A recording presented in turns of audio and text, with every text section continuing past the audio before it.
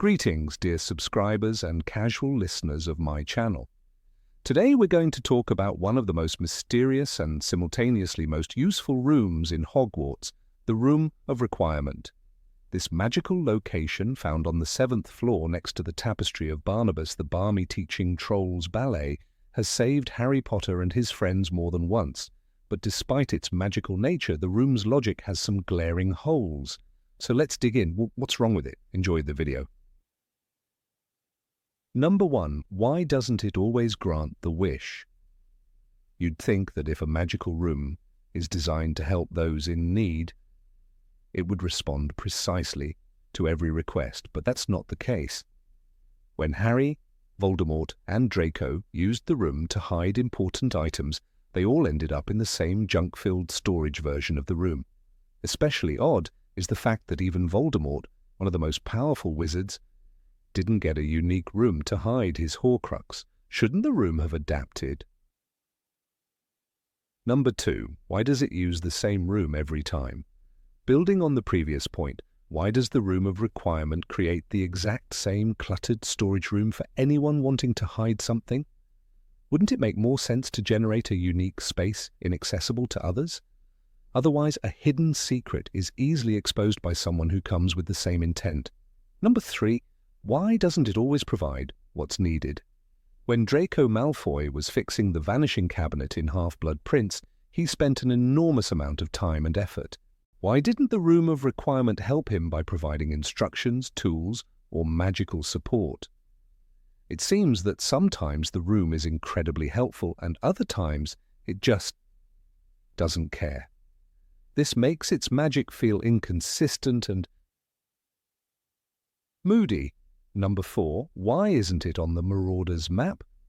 The Marauders map, created by 4 students, shows every corridor of Hogwarts, including secret passages. So why doesn't it show the Room of Requirement, a room that's always in the same place? Maybe the Marauders never discovered it. But is that even possible, given how thoroughly they explored the castle?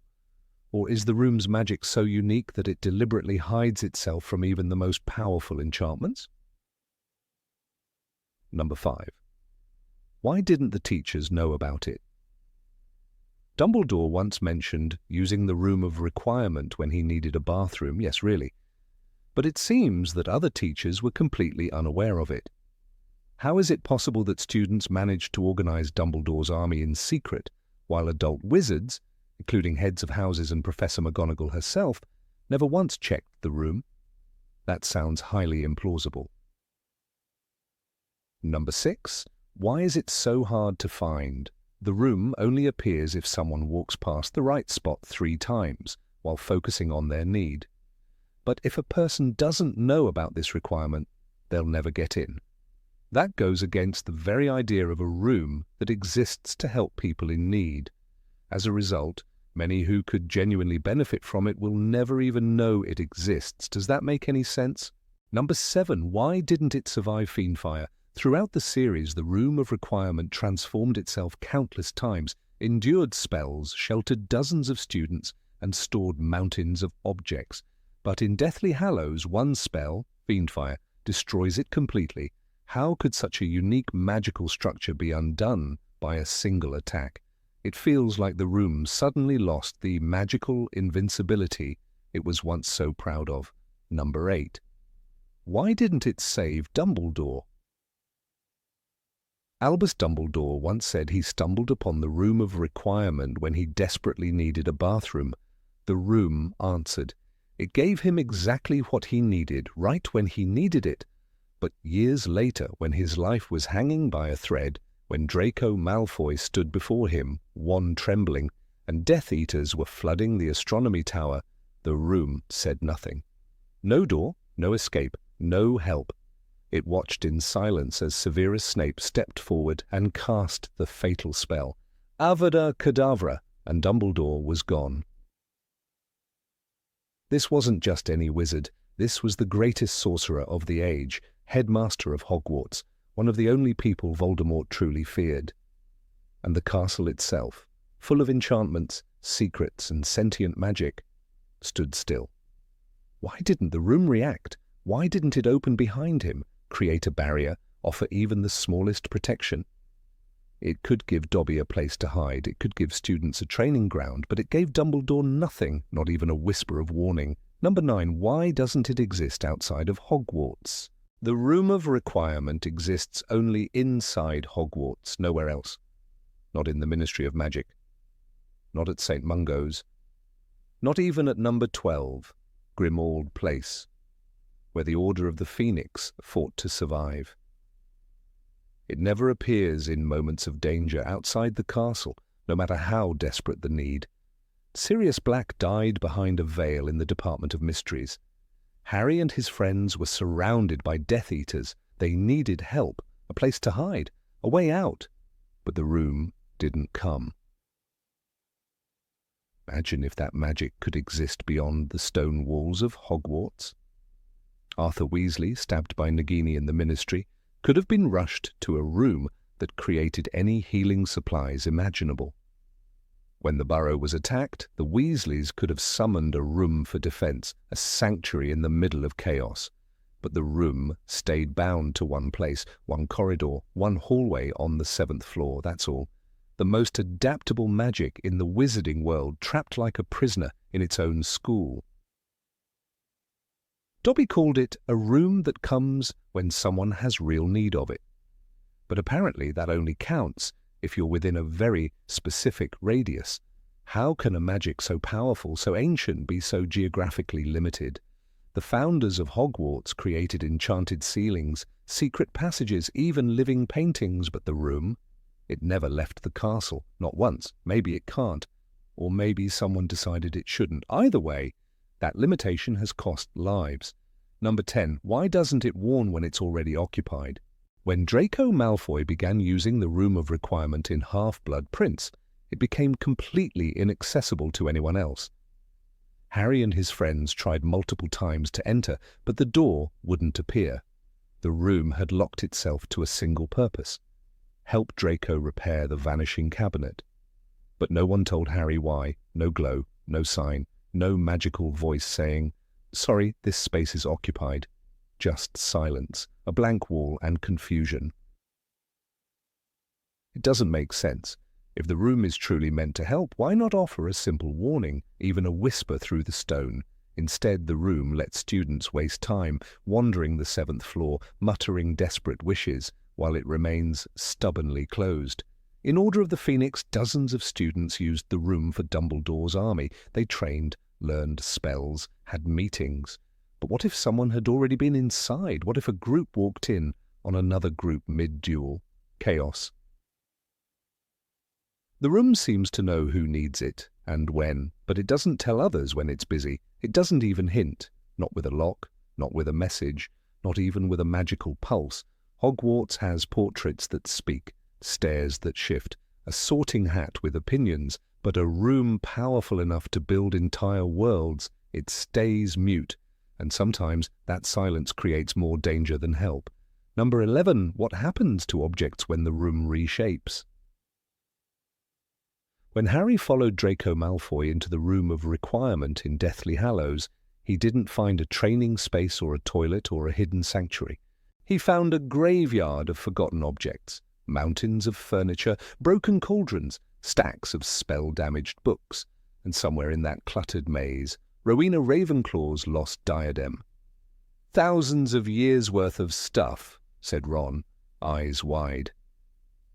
It was the first time readers saw what happens when the room doesn't erase the past, it hoards it. But that raises a question. What happens when someone uses the room for a different purpose? In Order of the Phoenix, it became a classroom. In Half-Blood Prince, a repair shop for Draco. Both rooms were spotless, clean, and designed for that specific need. Yet no trace of old furniture, no sign of Ravenclaw's diadem, no random junk in the corners. Did the room hide it all? Shift it to another version? Or does it create separate dimensions, each locked behind a unique intention? If a student leaves behind a wand, a sock, or a book, do those things vanish forever? Or do they end up buried beneath another form of the room, waiting to be rediscovered? or never seen again. It's hard to believe Hogwarts has existed for over 1,000 years and no one has stumbled across another's forgotten belongings besides the massive junk version we see at the end. No misplaced love letters, no ancient artifacts, no personal objects, just one room for hoarding and all the others perfectly clean. The magic doesn't add up. A place that can become anything should also have limits, boundaries. But the room gives and takes with no rules. Maybe it cleans up after you. Maybe it simply buries your secrets under layers of intent. But if it has the power to remember every object ever hidden inside it, then it's not just a room. It's a vault, a silent keeper of Hogwarts' deepest memories, and we barely scratched the surface. Number 12. Why didn't anyone use it to catch Sirius Black? In Harry's third year, the entire school was on edge. Dementors circled the castle. Students weren't allowed out alone. Teachers whispered in hallways. Sirius Black had escaped Azkaban. Everyone believed he was out to kill Harry. "He's a murderer, Harry," said Professor McGonagall, "and he's after you." But through all the chaos, no one thought of using the Room of Requirement, a room that can become anything, even a prison. It's not like they didn't need help. The fat lady's portrait was slashed. Sirius had broken into Gryffindor Tower twice. He stood over Ron's bed with a knife. Still, the professors kept pacing the corridors, casting detection charms, trusting the Dementors. But they never created a trap. Not one meant for a clever wizard, a room that could seal itself, a room that could hold him, a room that only opened for those with pure intentions. Wouldn't that have been smarter?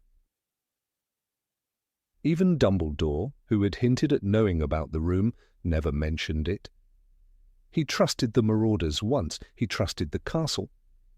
But not this room. The map never lies, said Lupin. And yet the Marauders' map never showed the room either. Maybe that's the reason. Maybe Dumbledore forgot the one space his students couldn't see, or maybe he chose not to use it. But then what's the point of a magical castle with secrets if no one uses them when it matters? Sirius came and went, in and out of the castle, past spells, past portraits. He even snuck into the Gryffindor common room without a wand. And still, no one thought to make a room that couldn't be escaped, a room that could trap a man like Black, even just long enough to question him. Instead, they relied on fear and shadows. The Room of Requirement could have changed the outcome of an entire year, but, once again, it stayed quiet. Number 13. Why didn't it reveal itself to Harry earlier? Before Harry ever formed Dumbledore's army, he was already fighting his own battles, alone. At 11 years old, he faced a mountain troll in the girls' bathroom to save Hermione. At 12, he fought a basilisk in the Chamber of Secrets. At 13, he fended off Dementors, alone on the Quidditch field. And still, no Room of Requirement. Not a whisper, not even a flicker of magic on the 7th floor. The room stayed hidden, locked behind rules no one understood. But why? Was Harry not in enough danger? Was his need not strong enough? By the time Harry reached his 4th year, he was being forced into a deadly tournament surrounded by spells and sabotage, a dragon, merpeople, a hedge maze full of traps, and at the end, Voldemort himself, flesh and blood, reborn. "Kill the spare," he said, and Cedric Diggory was gone in a flash of green light. Still, the room did not appear. Not when Harry needed shelter. Not when he needed healing. Not even when he returned to the castle, shaking, bleeding, and half dead. The castle watched. The room remained silent. It wasn't until the 5th year that the room finally made itself known, and not even to Harry directly. It was Dobby, a house elf, a character most wizards overlook. He's the one who told Harry where to find the secret place. A room that a person can only enter when they have real need of it, he whispered. But didn't Harry need it long before that? More than once. Why didn't it reveal itself when he was hiding from Death Eaters, or trapped in a forest with the Triwizard Dragon. What kind of magic waits that long to help? The Room of Requirement doesn't behave like a protector. It behaves like a puzzle, like something that responds to cleverness, not suffering, like something that demands you know how to ask for help instead of just needing it. Which makes you wonder how many students cried in dark corners of the castle, never knowing that just down the hall a room waited, but never came. Number 14. Why doesn't the room help those in danger? When Harry Potter was nearly killed by Professor Quirrell in his very first year at Hogwarts, the Room of Requirement did nothing, not a flicker of presence, not a whisper of help. Harry was in mortal danger, staring death in the face, and yet the magical room that's supposed to appear when someone is in need stayed hidden behind its enchanted wall.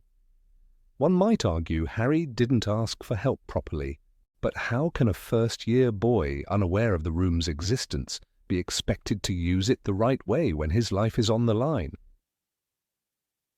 The second year was worse. A basilisk roamed the school halls, paralyzing students one by one.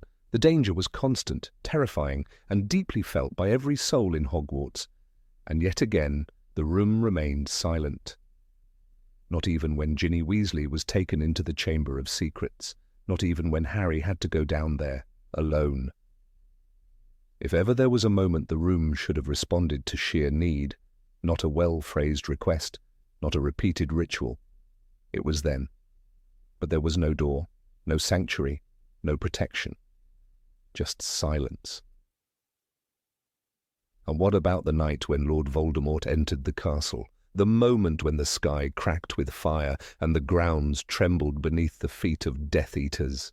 That was not just danger. It was war. Children were dying. Professors were fighting for their lives. Even in this chaos, the room only acted for those who remembered how to use it properly. Neville Longbottom, brave and bleeding, managed to find the room again, but he knew how it worked. What about those who didn't? Dumbledore once said help will always be given at Hogwarts to those who ask for it. But what if they don't know what to ask? What if they don't even know help is possible? The Room of Requirement, as powerful and mystical as it is, seems to follow a logic too narrow, too cold. It waits for perfect conditions, a specific thought, a specific ritual, while students bleed in the corridors. For something meant to save, it's disturbingly passive. Number 15, why can't you enter it from the outside once it's active? When Draco Malfoy discovered the Room of Requirement in his 6th year, Hogwarts unknowingly began to reveal one of its most confounding, magical inconsistencies. The very room that could turn into a battlefield, a sanctuary, a storage unit, or a library, depending on the seeker's need, turned into something else entirely during that year, a sealed fortress. Malfoy used it as a secret workshop to repair the vanishing cabinet that connected to Borgin and Burke's, a mission entrusted to him by Lord Voldemort. As he laboured in solitude, hour after hour, spell after spell, the room remained inaccessible to anyone else, not because it was hidden, but because it was already in use. This presents a baffling contradiction in Hogwarts' living architecture. The Room of Requirement is described as a space that appears only when someone truly needs it. It is a room that a person can only enter when they have real need of it. Sometimes it is there, and sometimes it is not, Dobby once told Harry in Order of the Phoenix. But Dobby's words unintentionally raise more questions than they answer. If the room appears to fulfill a person's deepest need, why can it only serve one user at a time? Why does its own magic, so attuned to human necessity, turn selectively blind when multiple needs arise simultaneously?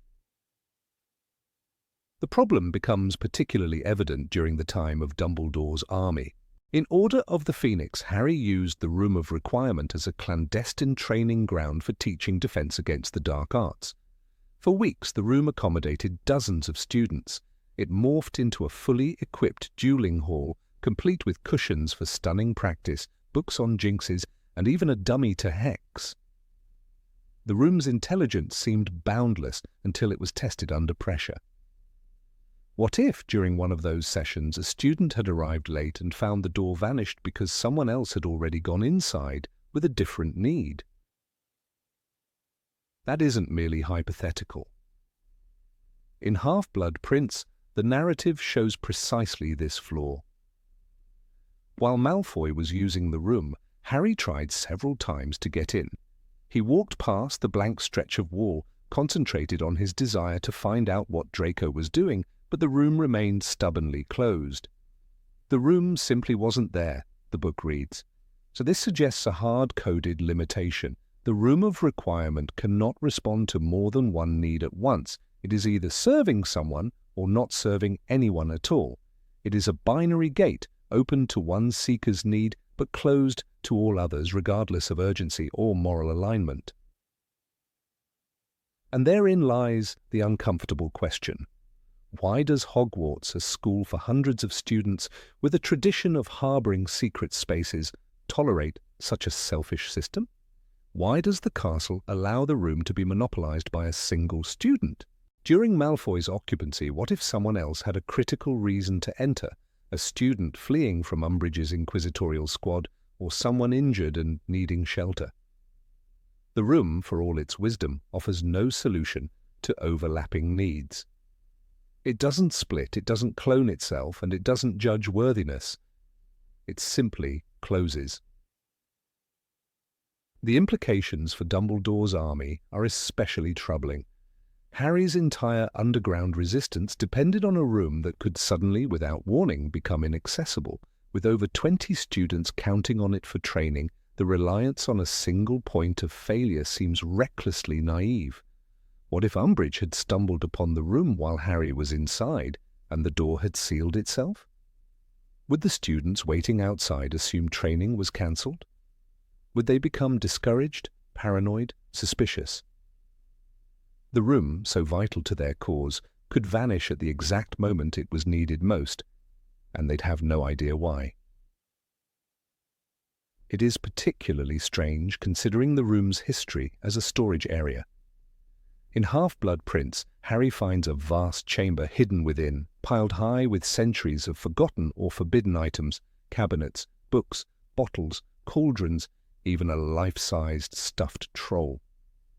This version of the room exists in a kind of suspended animation, always ready to serve those needing to hide something.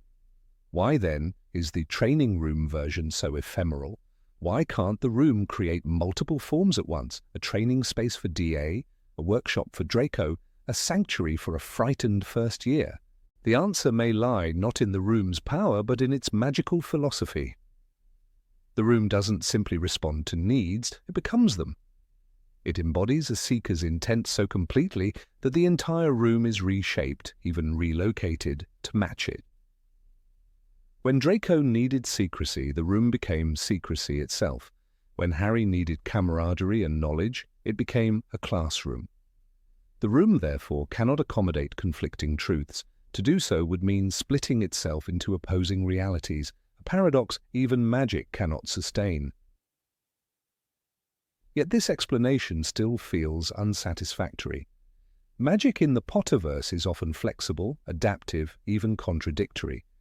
Time turners allow for layered timelines. Polyjuice Potion lets identities stack upon identities. Spells can be undone, transfigured, countered. And yet the Room of Requirement, a room built on the premise of ultimate flexibility, is rigid in its singular occupancy. This raises an unsettling possibility that the room's limitations are not due to magical constraints but due to magical oversight. Perhaps the founders of Hogwarts never envisioned a scenario where multiple students would need the same room for conflicting purposes, or worse, perhaps they did, and chose to let the strongest desire win. Number 16. Why isn't it protected against dark magic? When Vincent Crabbe cast the fiendfire spell inside the Room of Requirement, chaos erupted like a dam breaking after centuries of pressure. What had once been a sanctuary capable of transforming itself into any environment the seeker might need, turned into a fiery tomb, unprepared and unprotected against the very force it was supposed to resist. The flames, enormous and serpentine, swallowed the towering piles of hidden objects, ancient relics, discarded memories, and even the room itself. This wasn't just an accident.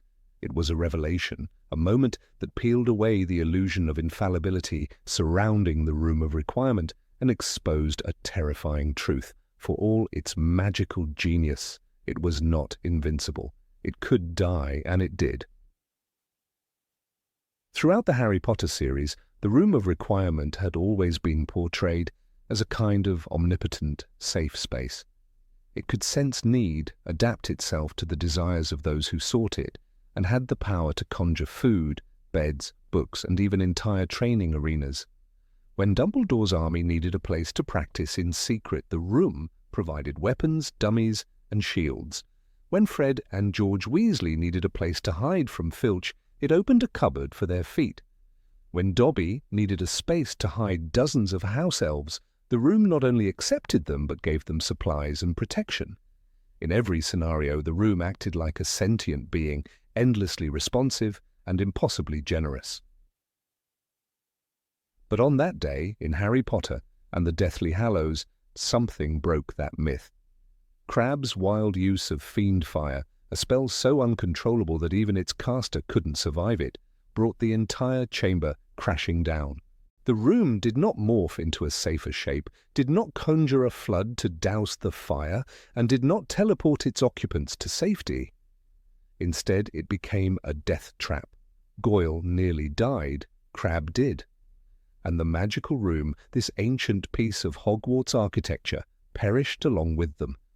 It's worth repeating, the Room of Requirement was destroyed by a teenage boy with poor impulse control and a dark spell he barely understood.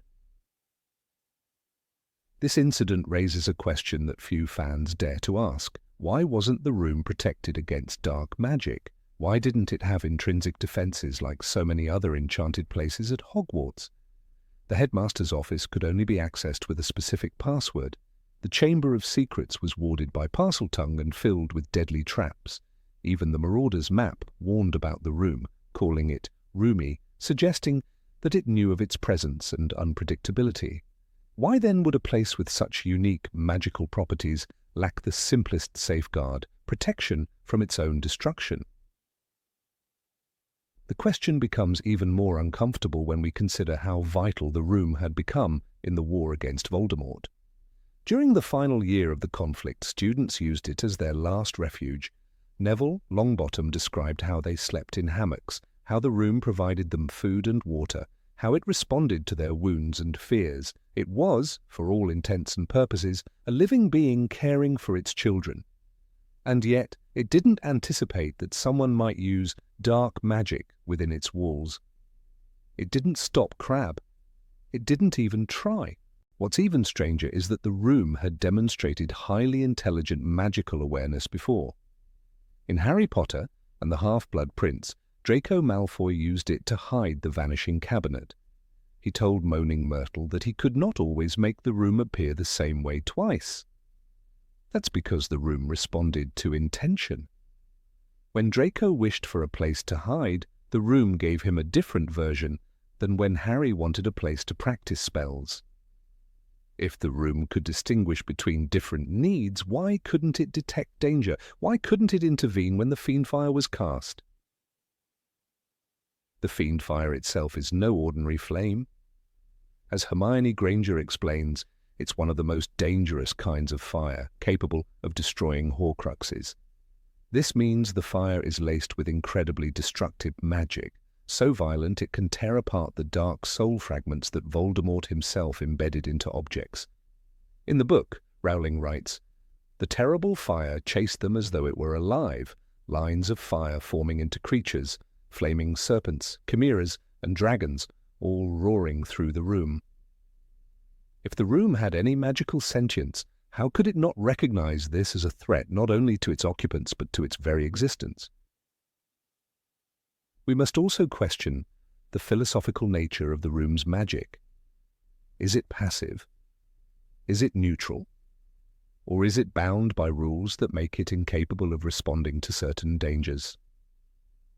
Perhaps the room's enchantment is rooted in utility, not protection. It can provide what one needs, but it cannot stop what one deserves. Crabbe cast a spell with intention, not need. He did not need the fire, he wanted to destroy. Maybe the room only responds to desperate necessity, not reckless aggression, but even then shouldn't it prioritize the survival of its other occupants? The tragedy is further intensified by the fact that the room had saved countless lives before. It hid lovers, duellers, students, and rebels. It offered sanctuary when Hogwarts could not. If ever there was a place that should have resisted the destructive power of fiendfire, it was this one. That it couldn't, shakes the foundation of how we understand magical intelligence in the wizarding world. The room's failure wasn't just architectural, it was spiritual, it was a betrayal. Some argue that the room's destruction was poetic. A place built on secrecy, filled with the detritus of generations, was finally consumed by the dark secrets it harbored. As the flames consumed cursed tiaras, forbidden books, and stolen goods, it was as if Hogwarts itself was purging its sins. But even poetic endings demand logic, and in this case the logic falters. Why would Hogwarts, a school famed for its protective enchantments, allow such a critical part of its infrastructure to remain defenseless? Number 17, why wasn't it used in the Third Wizarding War? After the Battle of Hogwarts, the school became a symbol of hope and renewal. The scars of war were visible in its shattered walls, scorched towers, and desecrated classrooms. But magic, resilient as ever, helped piece it all back together. Professor McGonagall oversaw the restoration of the castle with quiet determination. The Great Hall was reforged. The suits of armor were reanimated. The enchanted ceiling once again mirrored the sky. But somewhere, hidden deep in the corridors of the 7th floor, the room of requirement remained locked and forgotten. As if the castle itself had sealed a chapter no one dared reopen. Yet this silence, this collective forgetting, raises questions. Why was the most versatile magical room in Hogwarts not used again, even as the wizarding world rebuilt itself from the ruins? During the war, the Room of Requirement was a sanctuary, a stronghold, and a beacon of resistance. It protected the Dumbledore's army members from the Carrow's tyranny. It provided food, warmth, and even space enough for entire groups to sleep, train, and recover. It transformed into a hidden haven, one that could outwit Death Eaters and even Voldemort himself. "This is the place we've been needing," exclaimed Neville Longbottom when he first led Harry, Ron, and Hermione back into its enchanted walls. He was right. The room provided them with beds, food, and protection. It was more than just stone and magic. It was the heart of their rebellion. So why, after all its loyalty and usefulness, did it fade into obscurity when the fighting was over? Some argue that the room was damaged beyond repair during the final battle. Crabbe's use of fiendfire, a deadly, uncontrollable magical fire, engulfed the version of the room that had become the hidden object storage space. Fiendfire, cursed fire, and it's one of the only things that destroys Horcruxes, Hermione explained. The fire raged like a living creature, consuming centuries of hidden magical artifacts. Vincent Crabbe perished in that inferno. But this wasn't the only form the room had ever taken. It had shown itself capable of infinite transformation, adapting to the needs of its users. The Room of Hidden Things may have burned, but the sanctuary where the DA hid from the Carrows was elsewhere. And it remained untouched. The room was not a singular entity, it was fluid, responsive, and incredibly powerful. After Voldemort's defeat, magical Britain was in disarray. The ministry was crippled, families were broken, and entire communities were displaced. Temporary shelters were set up. Emergency wards were established. New orphanages opened their doors to children left without parents. Wouldn't the Room of Requirement, with its ability to become exactly what was needed, have been the perfect resource in this time of upheaval? Imagine a room that could transform into a healing chamber for the wounded, a dormitory for the homeless, or a secure location for confidential meetings. The possibilities were endless, but instead it was left unused, ignored as if its very memory were painful to retain. Perhaps the magical community feared it. After all, the room was tied to Hogwarts, a place that, while sacred, had also become a battlefield soaked in trauma. Reopening the room of requirement may have felt like reopening a wound, or maybe there were deeper concerns. The room responded not to titles or authority, but to need. That made it dangerous in a post-war society desperately trying to rebuild structure and control. If a child could conjure a secret place to hide, what could a criminal do? What could a new dark wizard discover within its walls? In a society clinging to order, the unpredictability of such a room may have felt too risky to tolerate. Still, that rationale does little to explain the complete silence surrounding the room in the years that followed. Even among alumni, professors, and those who relied on it most, the room was never again discussed publicly. Kingsley Shacklebolt, now Minister for Magic, focused on political reforms and aura retraining programs. There was no mention of establishing secure infrastructure at Hogwarts, with the Room of Requirement as a cornerstone. McGonagall, who had witnessed the room's miracle firsthand, never brought it up in interviews or policy meetings. Harry, who had once used the room to hide the Half-Blood Prince's potion book, never returned to it.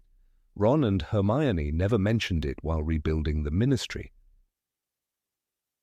Even Neville, who became herbology professor at Hogwarts, passed its corridor every day without a word. This strange omission becomes even more glaring when one considers how crucial the room had been to their survival.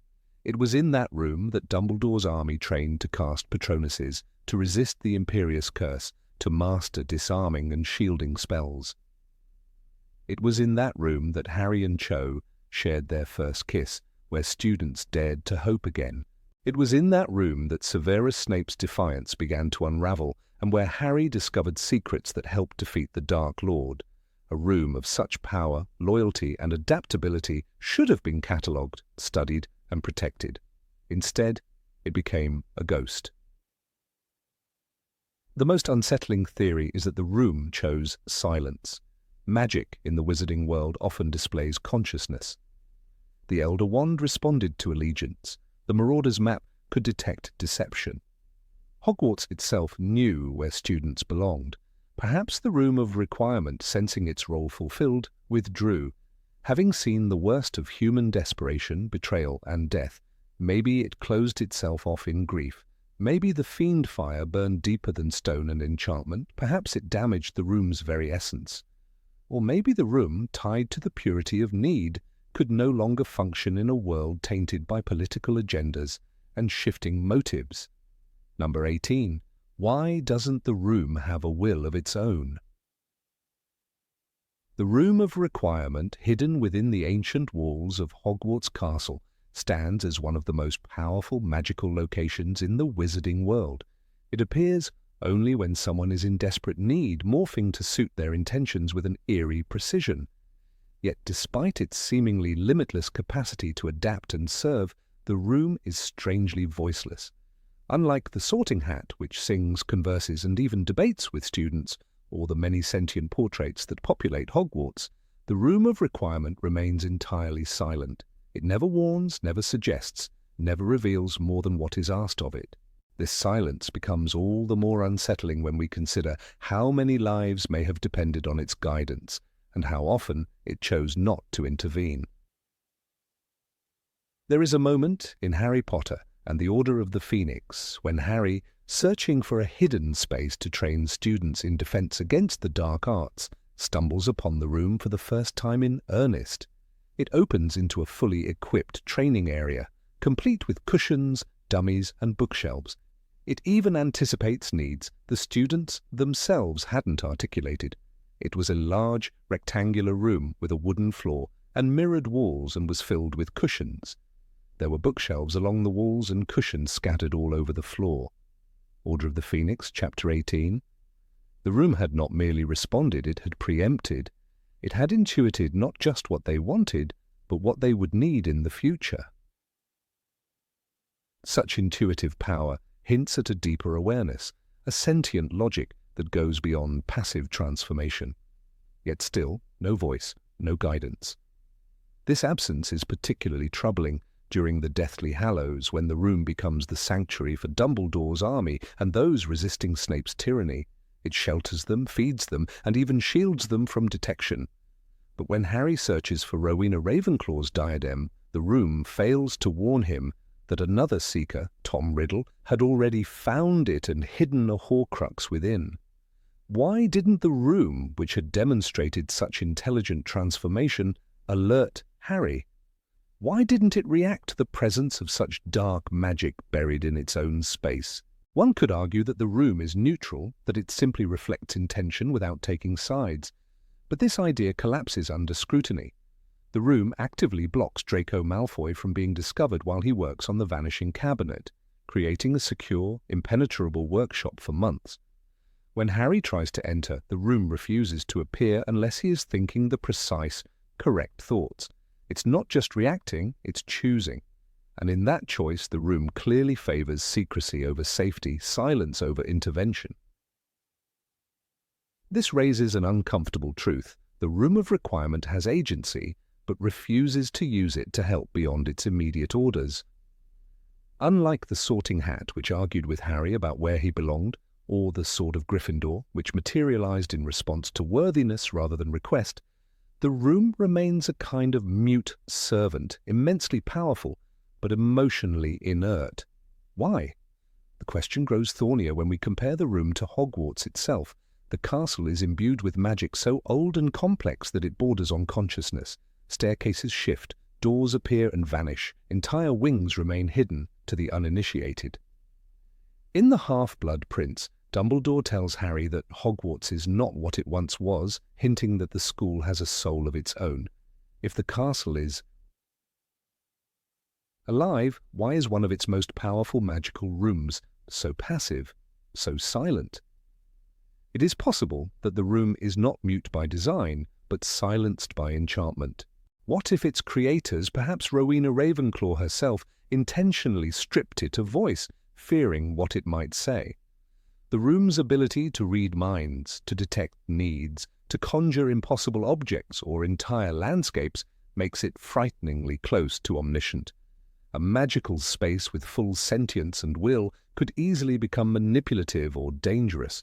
Perhaps, in creating it, the founders bound it to obedience, fearing that otherwise it would act on its own desires or, worse, develop them. This theory lends itself to tragedy. The room could be a prisoner of its own power, aware but unable to act outside of strict commands. When Harry and Hermione used the time turner, they risked violating space and time, yet magical objects allowed them to proceed.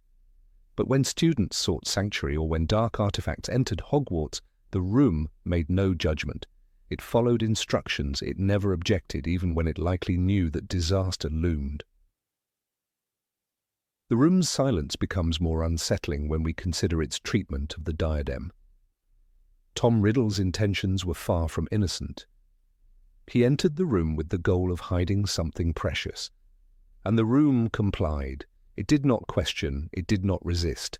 It created a hoarder's paradise filled with centuries of hidden relics and absorbed the Horcrux into its depths without so much as a flicker of protest. The very magic that had shielded children from Snape's reign also harbored one of the darkest fragments of Voldemort's soul. Two faces of the same coin, and the room never chose between them. Some might argue that the room is simply enchanted, not sentient, but this fails to explain its predictive qualities. When Neville Longbottom seeks refuge during the Battle of Hogwarts, the room does not just create a hiding space, it creates an entire world, one that feeds and protects a large group for weeks. "There's food in there now," Neville tells Harry. "It's sending it up through a chute in the wall." Deathly Hallows, Chapter 29. No one asked it to do this. The room decided. That is not a reflex, that is judgment. It is this contradiction between immense intelligence and complete silence that makes the room so uncomfortable to consider. It had the capacity to save lives, to speak up, to intervene, and it chose not to. We cannot blame the room for following its magical logic, but we must question why such a powerful magical creation was never given a voice, or worse, whether it had one and was forbidden to use it. If the Room of Requirement had spoken, if it had told Dumbledore about the Horcrux hidden within it, perhaps the war would have ended sooner. If it had warned Harry about Draco's workshop, maybe the events leading to Dumbledore's death would have unfolded differently. If it had simply expressed preference, emotion, or even hesitation, it could have changed the course of history. Instead, it watched silently, morphing and shifting, but never interfering. The Sorting Hat, which speaks, sings, and even defends its decisions, is often wrong. But it remains involved. It tries. It engages with students as they grow.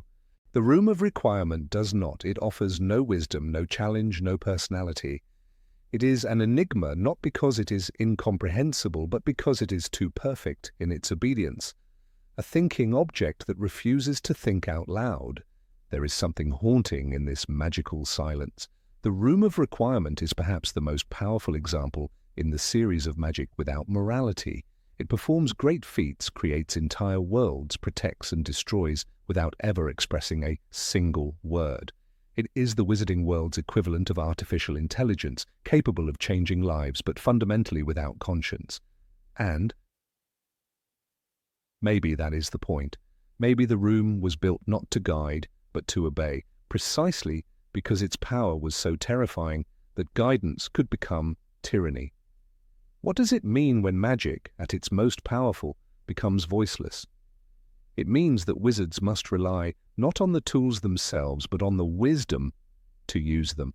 The Room of Requirement will not argue, will not warn, will not dissuade. It gives you what you ask for, nothing more, nothing less. It is not a friend, it is a mirror, and that may be the most dangerous kind of magic there is. Number 19. Why has no one studied the room's magic? The Room of Requirement had always been one of the strangest and most powerful magical locations within Hogwarts School of Witchcraft and Wizardry, and yet it remained cloaked in mystery and neglect. A room that could transform itself into anything a person needed, whether it was a training ground for Dumbledore's army, a hiding place for dark artifacts, or even a lavatory for students in need, should have attracted the attention of the greatest magical minds of the era. And yet, not once in the books does anyone from the faculty or the Ministry of Magic express interest in studying its nature. In a school where every stairwell and tapestry is catalogued and every spell monitored, the Room of Requirement defied observation, not by design but by collective disregard. Albus Dumbledore, a man who had once devoted years to understanding the magical properties of blood, souls and love, admitted he had only heard of the room once or twice. "I have only ever found it once myself, and that was purely by accident," he told Harry. This offhand remark is chilling in retrospect. A wizard of his caliber, with a keen eye for magical oddities, did not even attempt to research a room capable of conjuring full libraries, thousands of cushions, and entire armies of enchanted objects. The man who understood the Elder Wand's allegiance never tried to unlock the secrets of a room that responded to desire. Either Dumbledore didn't know enough, or he deliberately chose not to know more. When Dolores Umbridge took over the school with ministry backing, her goal was complete control. She installed surveillance squads, tightened rules, and banned anything remotely subversive. One would expect her to be the first to question how an entire rebellion could train in secret without detection. And yet, despite her obsession with order, she never mentioned the Room of Requirement. Filch, always eager to report any disturbance, somehow never noticed dozens of students slipping behind a blank wall on the 7th floor.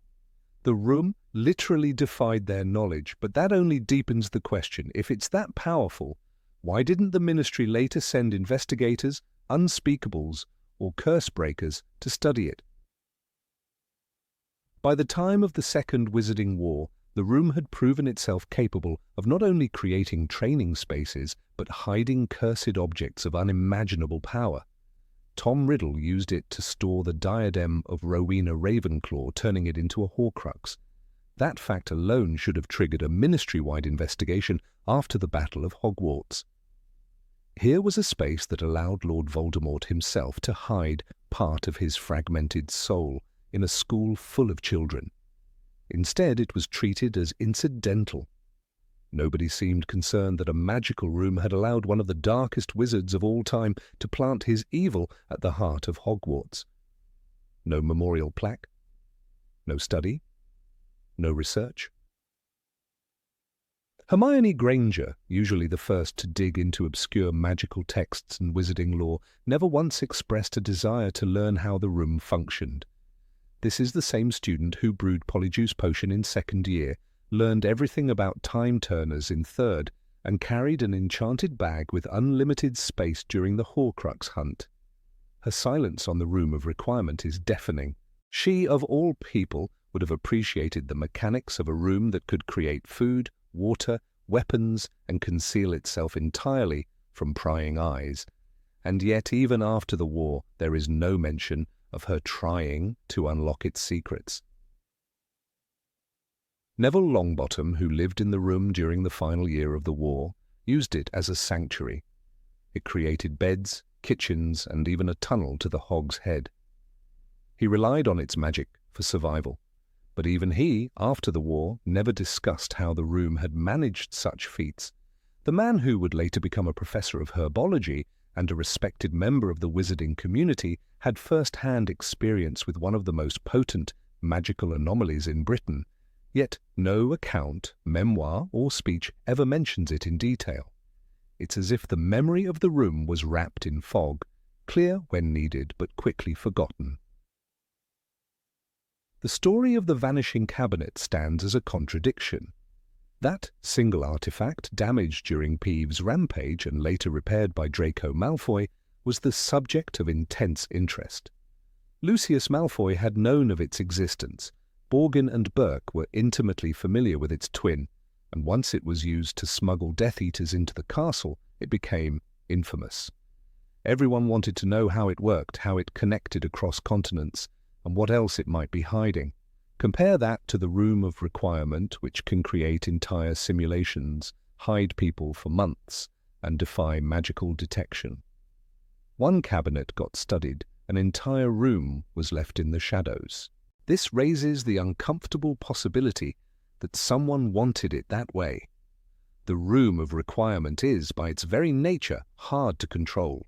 It bends to the will of the user, but it cannot be commanded. It exists to serve, but only those who need, not those who demand.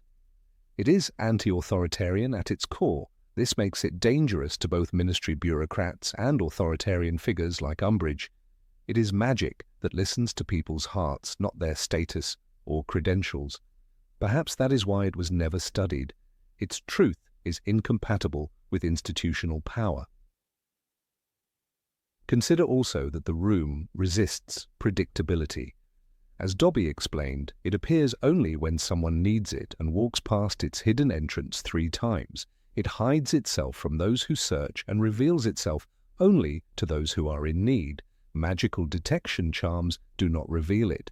Marauder's map, while detailed enough to show names in moving dots, did not register the room unless it was actively in use.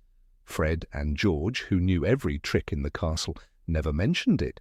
Even the ghosts seem unaware of its presence. It's not just secret, it is actively invisible to magic as it is understood. In a world where magical anomalies are hunted, catalogued and registered, where werewolves need monthly reports and house elves have their own ministry department, it seems implausible that such a place could exist without bureaucratic notice. The ministry once imprisoned a man for owning a biting kettle. Arthur Weasley was fascinated by rubber ducks, and yet no unspeakable ever walked the 7th floor corridor to knock on the stone 3 times and see what would answer. The silence isn't ignorance, it's willful blindness.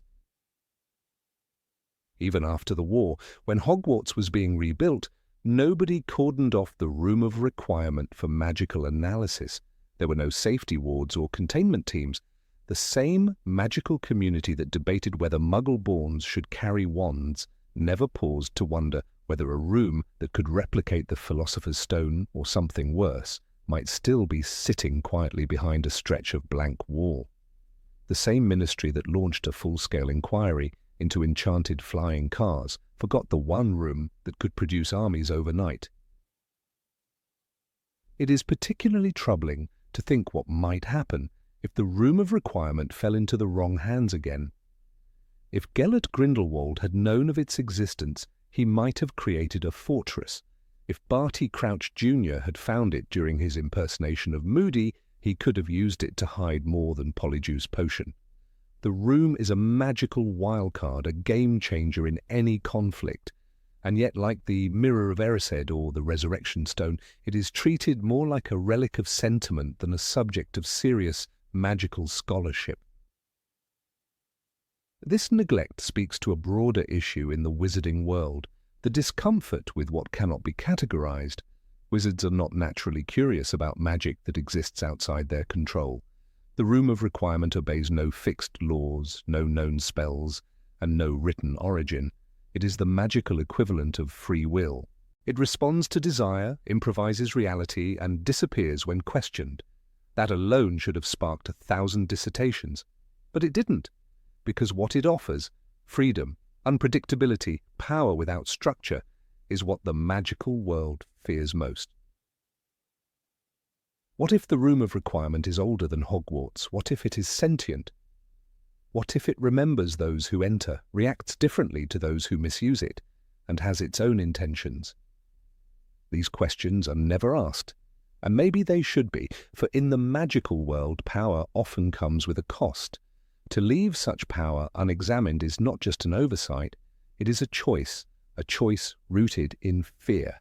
It's a quiet fear that lives in the unspoken corners of wizarding society, a fear of what magic means when it stops being a tool and starts becoming a presence. The Room of Requirement is not just a space, it is a mirror of need, a place where inner desire becomes material reality. And maybe that's what scares them most, that the room might reveal who they truly are. Number 20. Why doesn't the room filter out evil intentions? In the hidden heart of Hogwarts, where stone corridors held more secrets than the students dared imagine, there was a place that defied every law of reason, logic, and morality. The Room of Requirement, also known as the come-and-go room, had long been portrayed as a miraculous space that provided refuge, resources, or shelter, depending on what one truly needed. It was the very definition of magical empathy. But the events of Harry Potter and the Half-Blood Prince tore that perception to pieces, because on one stormy, unforgiving night the room did not save Hogwarts. It betrayed it. Draco Malfoy was 16 years old, consumed not by the petty concerns of school rivalry, but by a task so dark it had broken men far older than him. Tasked by Lord Voldemort to kill Albus Dumbledore, he found a way into the school through the very room meant to help those in need. The Room of Requirement, responding faithfully to Draco's desperate desire, provided a hidden location, tools, and, most chillingly, a functional vanishing cabinet. It was not an act of passive accommodation, it was, in essence, collaboration. The room aided a Death Eater in an act of war. This raises an uncomfortable and deeply moral question. Why didn't the Room of Requirement filter intention? Why didn't it refuse to help someone whose plans could lead to bloodshed, death, and betrayal within the very school it belonged to? It was not the room's first act of generosity, and it certainly wasn't its last. But this time, it gave without asking why. And that blind generosity nearly destroyed everything. The room had been a place of salvation before. For Dumbledore's army, it had been a safe haven filled with books, cushions, and even food, all conjured seemingly out of thin air. When Harry desperately needed a place to hide the Half-Blood Prince's potion book, it became a towering storage room of forgotten junk, providing exactly the kind of anonymity he required. When Fred and George needed a place to conduct their jokes, or when someone simply needed a bathroom, The room adapted. It listened. It gave. But its loyalty was never moral. It was mechanical. It served need, not goodness. Draco's need was certainly real. He was desperate, scared, and deeply conflicted. He was not born evil, and perhaps this was the room's excuse. In Half-Blood Prince, Draco's descent into guilt is palpable. His hands trembled. His eyes were hollowed by the pressure of what he was being forced to do. But none of that changes the fact that what the room gave him, the vanishing cabinet and the space to repair it, directly led to the infiltration of Hogwarts. The Death Eaters entered not by storming the gates, but by invitation. And that invitation came in part from a room that was supposed to protect its own. The moral failure of the room becomes sharper when we examine the consequences. The very night Draco succeeded in fixing the cabinet, Death Eaters like Alecto and Amicus Caro entered the castle. Fenrir Greyback, the savage werewolf, roamed its halls. Chaos followed, and in that chaos Albus Dumbledore was killed by Severus Snape on the astronomy tower. The death of the headmaster, though planned and complex, was made possible by the breach. A breach that began inside a room that never asked why. Even the magic of Hogwarts has limits, but we often believe that sentient magic should somehow know better. The Room of Requirement seems sentient in every other way. It responds to thoughts, emotion, and urgency. It rearranges itself in real time to match the user's most private wishes. In Deathly Hallows, it became a fully functioning resistance base, complete with plumbing and security systems to help the remaining students resist the Death Eater regime. If it could tailor its gifts with such precision, why couldn't it judge purpose? Perhaps the room is not inherently moral, but merely reflects the will of the caster. This theory, while functional, is disturbing in itself. If the magic of the room is purely reactive, then its neutrality becomes a form of passivity. And passivity in the face of evil is indistinguishable from complicity. The room's failure to question Draco's goal was not just a glitch, it was a silent nod to danger cloaked in ignorance.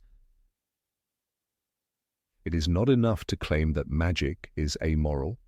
In the wizarding world, where wands choose wizards and portraits offer advice, magic frequently operates with moral texture. The Sorting Hat speaks of bravery and loyalty, not just academic goals. The Patronus charm requires a happy. The Marauder's map was designed not to show Snape's access. Magic in Rowling's universe is often shaped by intent, so why should the Room of Requirement be exempt? The true tragedy is that Hogwarts relied on this room. Students saw it as a secret ally. When Harry and his friends created Dumbledore's army, they put their trust in the room, believing it would shield them from Umbridge's tyranny. They never questioned its allegiance. It was part of the castle's heart. That makes its failure not just logistical, but emotional, a betrayal of trust that went unseen. Draco, for all his internal struggle, exploited this trust. Whether consciously or not, he knew the room would not resist, it would not judge. His plan was hidden in plain sight, behind a wall of magic that was always willing to serve. In that sense, the room became a symbol of Hogwarts's vulnerability, not through force, but through naive openness. There is a painful irony in how the room could have helped stop Draco had it chosen differently.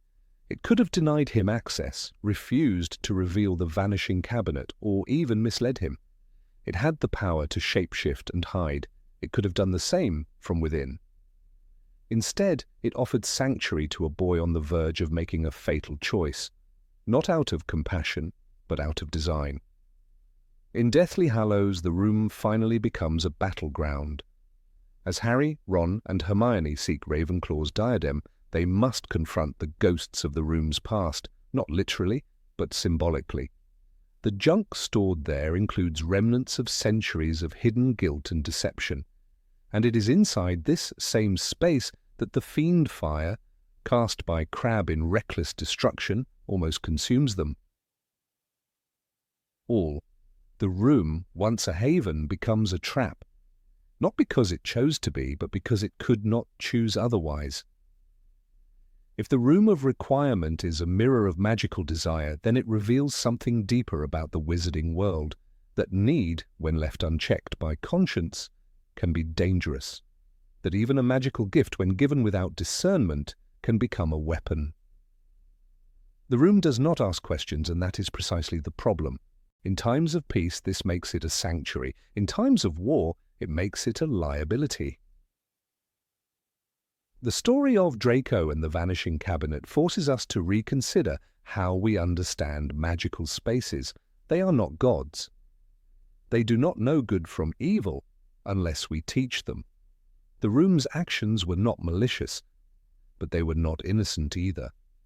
They expose a flaw in the very architecture of Hogwarts, that even the safest places can be turned against us, especially when no one asks why the help is being sought in the first place.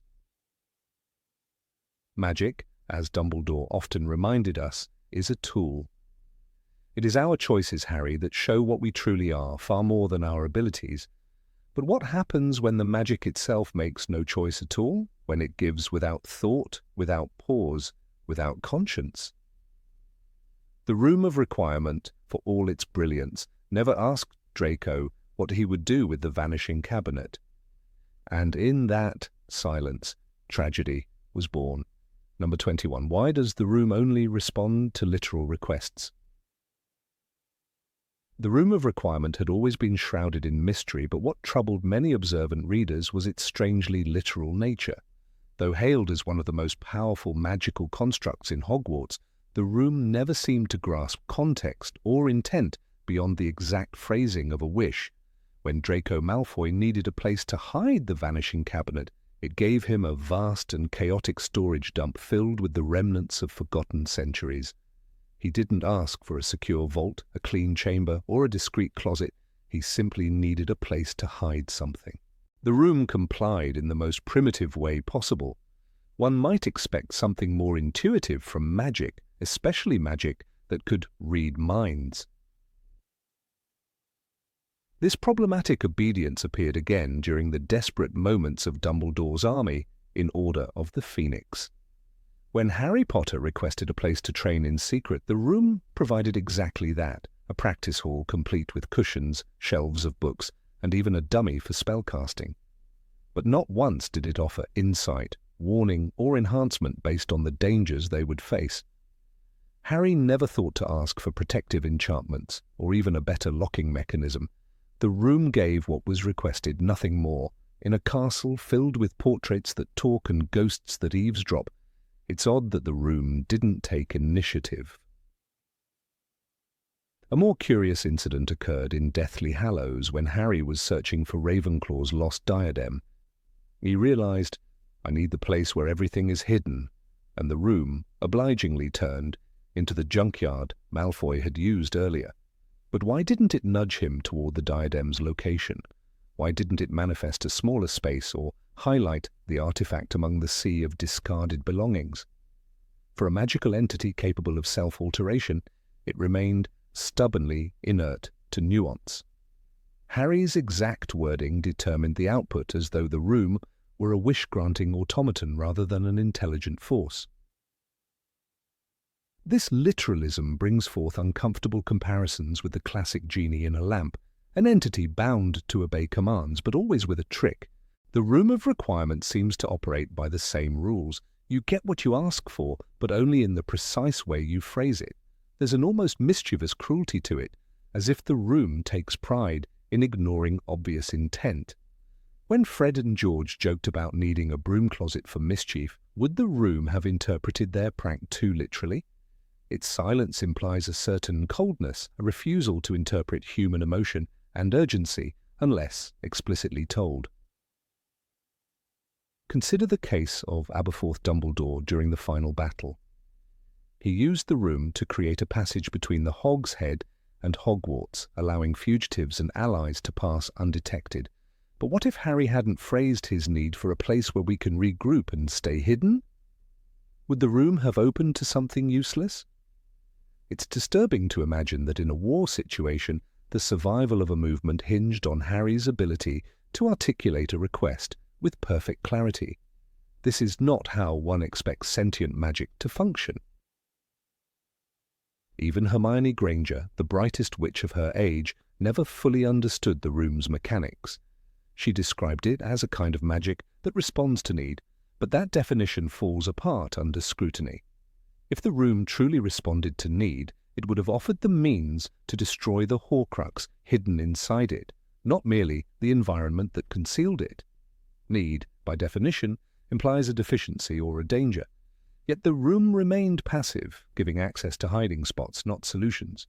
Another peculiar flaw emerges when one considers the room's refusal to provide lethal or offensive objects unless specifically asked for. When the trio tried to find weapons or magical tools inside it, the room failed to deliver unless the request was articulated in painfully exact terms. Why wouldn't the room, sensing a dire need for defense, produce something useful? Even the Mirror of Erised gave warnings. The room just obeyed blindly. One might expect the room, steeped in centuries of magic, to at least suggest alternatives or protect users from their own imprecision. The most alarming revelation is that the room is evidently capable of reading thoughts, yet chooses to ignore context. It knows when someone is in need, but only acts when summoned with specificity.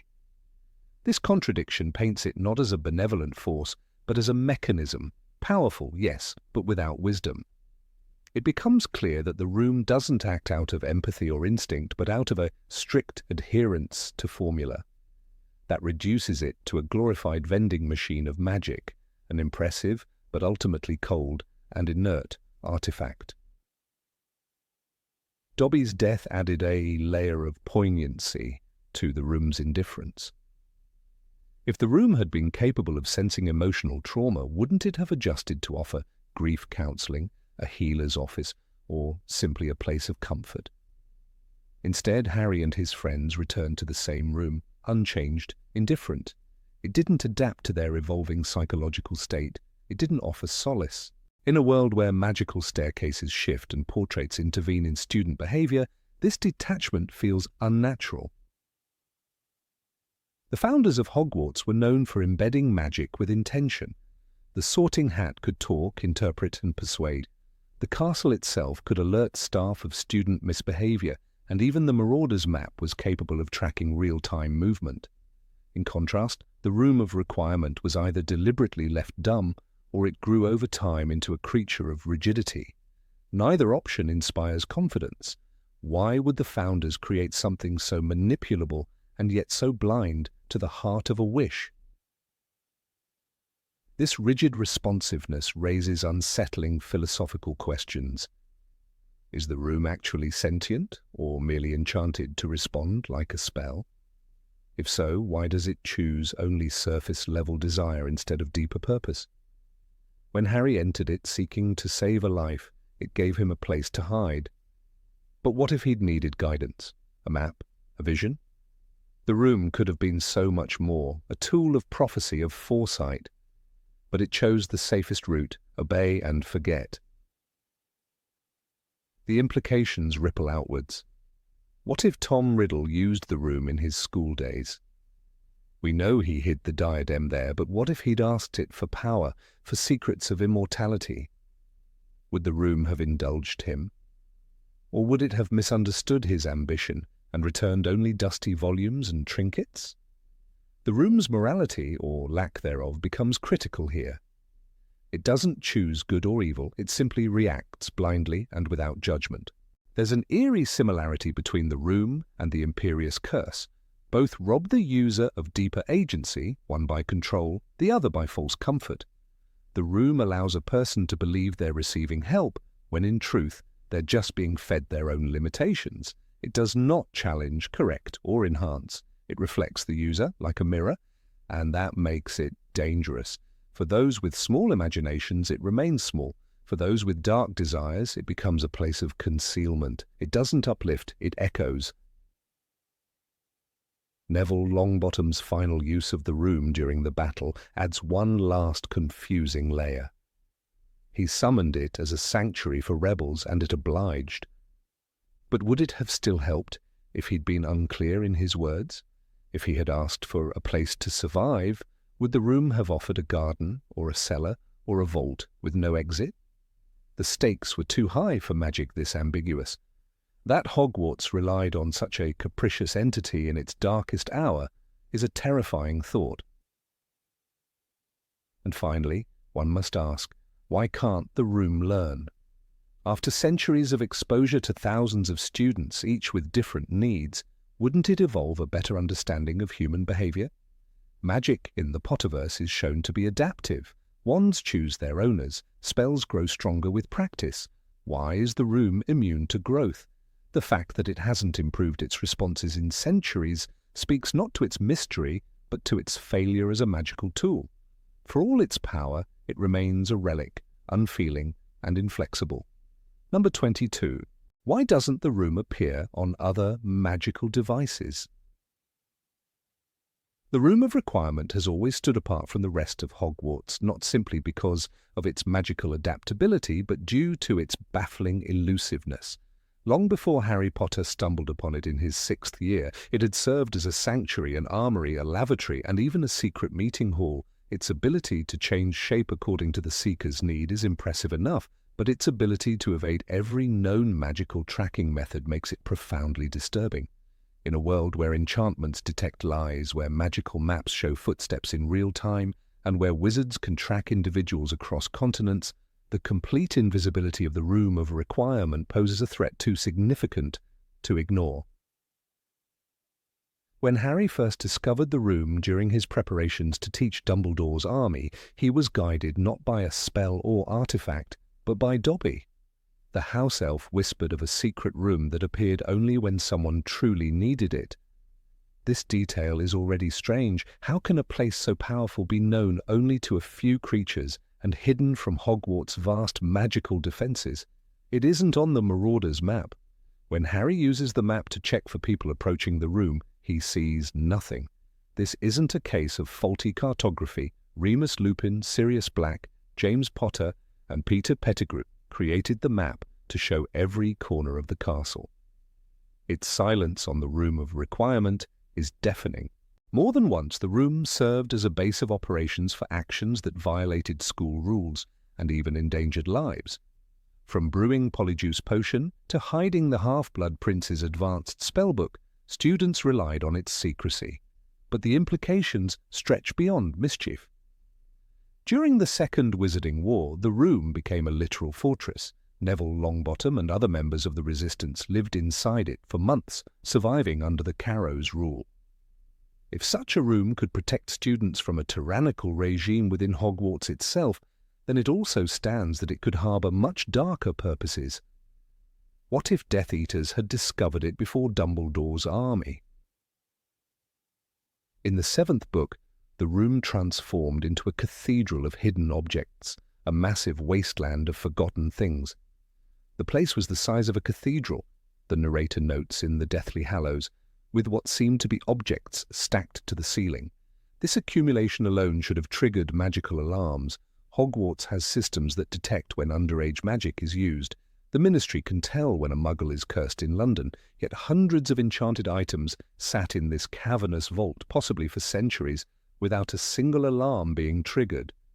One might ask, is the room cloaked from all magic, or is it operating with a deeper, more ancient magic that even modern wizards fail to comprehend? When Hermione reads Hogwarts, a history, she makes no mention of the Room of Requirement, and even Dumbledore admits to only discovering it when he stumbled upon it needing a lavatory. "I walked past a stretch of wall," he once told Harry, "and suddenly remembered that I had an urgent need of a bathroom. I turned back, and lo and behold, the room had equipped itself with a chamber pot." It's one thing for a student to overlook a magical anomaly, but for Albus Dumbledore, a wizard of immense intelligence, to be unaware of its full capabilities. That suggests deliberate concealment, not just magical subtlety. The question then becomes, who enchanted it so completely? The room predates the Marauder's map, the founding of the Order of the Phoenix, and possibly even the founding of Hogwarts itself. It reacts not to incantations or bloodline, but need. Its ability to read intention is dangerously close to sentience, Magic, in Rowling's world, generally requires a caster, a wand, and a formula. The room, however, moves and adapts as if it is alive. That kind of self-aware architecture is almost unprecedented, rivaled only by the likes of the Sorting Hat and perhaps the enchanted staircases, but even they are not invisible to the school's magical tools. Consider the implications for a moment. In a world filled with magical surveillance, from the probity probe at Gringotts to the sneakoscopes used by Mad-Eye Moody, how can one room hide from them all? Why can't even Alastair Moody, the most paranoid aura in history, detect the room's presence when he teaches at Hogwarts? Why do the wards of the school, which repel dark objects and alert the headmaster to intruders, fall silent in its vicinity? It is as if the room exists outside the laws of magical physics, a blind spot in a world defined by magical control. In the Order of the Phoenix, Fred and George Weasley, masters of magical mischief, are stunned to find a space so perfectly hidden. "This place is brilliant," George whispered. "It's like it's made to be hidden." They don't question why such a thing exists, but perhaps they should have. Any room that can produce weaponry, magical barriers, or poisons on demand, and then erase all traces of its use, should be treated with immense caution. Yet no such measures are ever described, no alarm is placed, no ministry decree forbids its use. If the room truly exists outside magical detection, then any rogue wizard could exploit it. What if Barty Crouch Jr. had known of it while impersonating Moody? What if Voldemort had discovered its properties before Harry and hidden Horcruxes within it? As it turns out, he did. The diadem of Ravenclaw turned into a Horcrux was hidden there. "I hid the diadem in the room of hidden things," Voldemort recalled. He trusted the room's silence more than he trusted any vault or spell. That should terrify anyone who believes Hogwarts is protected. No one questions how the room evades enchantments. Not even Hermione, usually obsessed with rules and mechanics, seems particularly bothered. But when one remembers that the Ministry placed trace charms on underage wizards, banned portkeys in Hogwarts and tracked illegal animagi, the lack of attention to the room becomes a glaring oversight. In an era where magical security is paramount, how can such a blind spot remain unchecked? The room's ability to bypass all magical observation brings to mind the Deathly Hallows themselves. The Cloak of Invisibility, the Resurrection Stone, the Elder Wand all operate at a level beyond standard spellcraft. But unlike them, the room was never feared or worshipped. It was used casually, recklessly, sometimes for good, often not. Its quiet neutrality makes it even more dangerous. It doesn't judge the seeker's intentions, it only serves. That is not protection, that is unfiltered power. During the Battle of Hogwarts, the room provided the only escape route into Hogsmeade. Aberforth Dumbledore on the outside was able to connect to it through Ariana's portrait, opening a passage that bypassed Death Eater patrols. Again, this suggests an awareness, a kind of magical intelligence. Doors appeared where none existed. It didn't merely respond to need, it aligned itself with the castle's deepest resistance. Or perhaps it aligned itself with something older than even Dumbledore understood. Hogwarts has many secrets, but the Room of Requirement is its greatest liability. No detection spell ever revealed it. No magical device tracked its transformations. In a universe where magic is supposed to be traceable, to follow rules and patterns, this room is a silent rebellion. One must ask, if it cannot be seen, cannot be heard, and cannot be tracked, then who is really in control? The user or the room itself? There is something chilling in its passivity. It offers whatever is needed, no questions asked, but by remaining invisible to every magical tool, it allows those needs to remain unchecked. A hidden door is not inherently evil, but a door that opens to any wish and erases all evidence of its existence. That is the perfect place for darkness to grow unnoticed. And perhaps within those cathedral-sized stacks of hidden things, that darkness already waits. Number 23. Why does the room have physical limitations?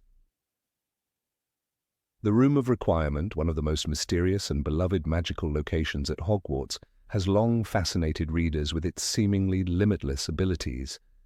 It can transform itself to meet the deepest needs of those who seek it. It becomes a bathroom when Dumbledore needs one, a storage room for generations of contraband, and most notably, a hidden headquarters for Dumbledore's army. It can conjure beds, provide meals, create a vast training hall, and offer warmth and safety from the outside world.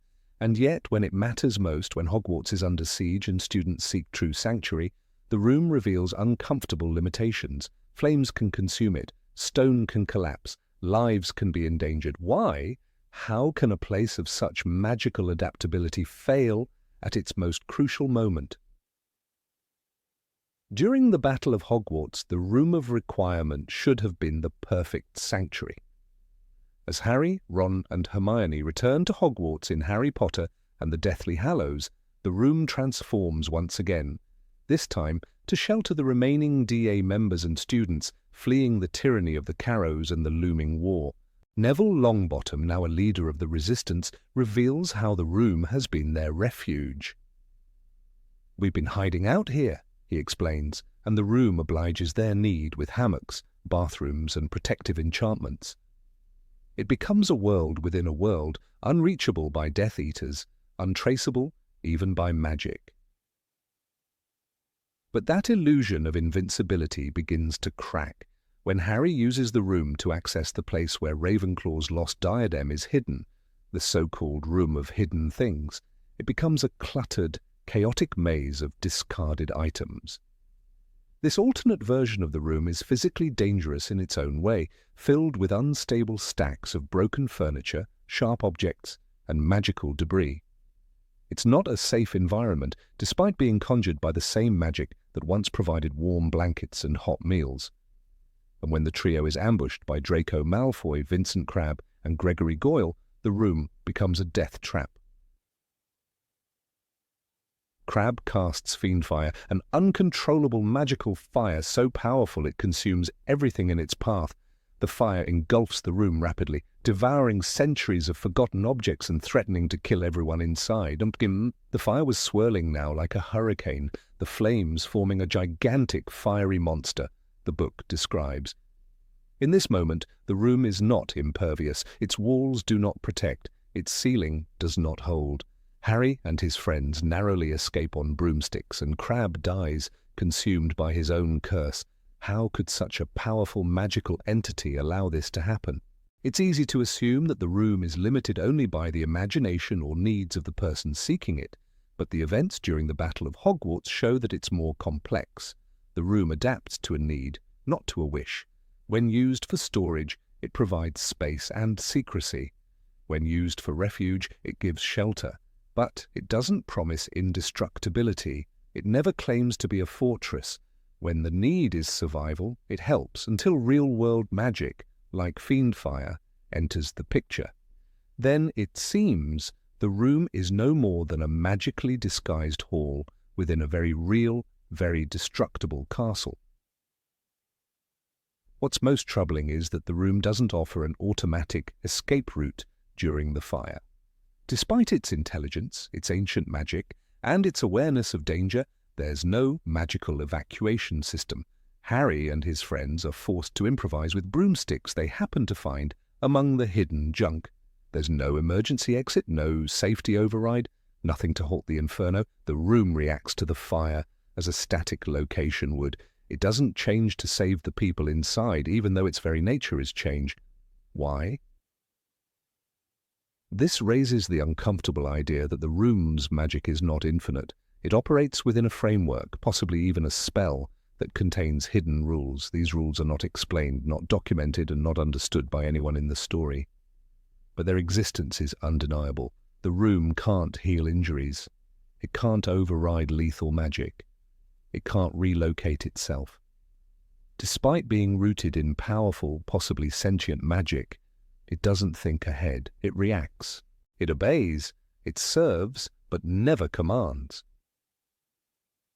Some might argue that the room merely reflects the level of magic and awareness of the user, That perhaps had Harry or Hermione specifically asked for a fireproof room or an escape portal, the room would have obliged. But this theory doesn't hold under scrutiny. Harry doesn't ask for hammocks or toilets when the room becomes the DA hideout. It simply provides what's needed. So why didn't it provide an evacuation path when fire erupted? Why didn't it recognize immediate mortal danger? There's also the suggestion that the room cannot anticipate conflict between opposing needs. When Harry, Ron, and Hermione enter to find the diadem, their need is specific, to locate a hidden object. But Malfoy and his companions enter soon after with a different need, to capture Harry. The room allows both groups access, leading to the deadly encounter. It doesn't block invaders. It doesn't favor those who use it for noble causes. It is not morally aligned. This neutral nature makes the room more dangerous than it appears, especially when two conflicting needs are treated as equally valid. This neutrality becomes even more unsettling when you consider how many lives the room has touched. Generations of students used it to hide forbidden items, including the vanishing cabinet that later becomes Voldemort's doorway into Hogwarts. If the room had recognized the cabinet as a threat, could it have destroyed it, blocked it, warned someone? Apparently not.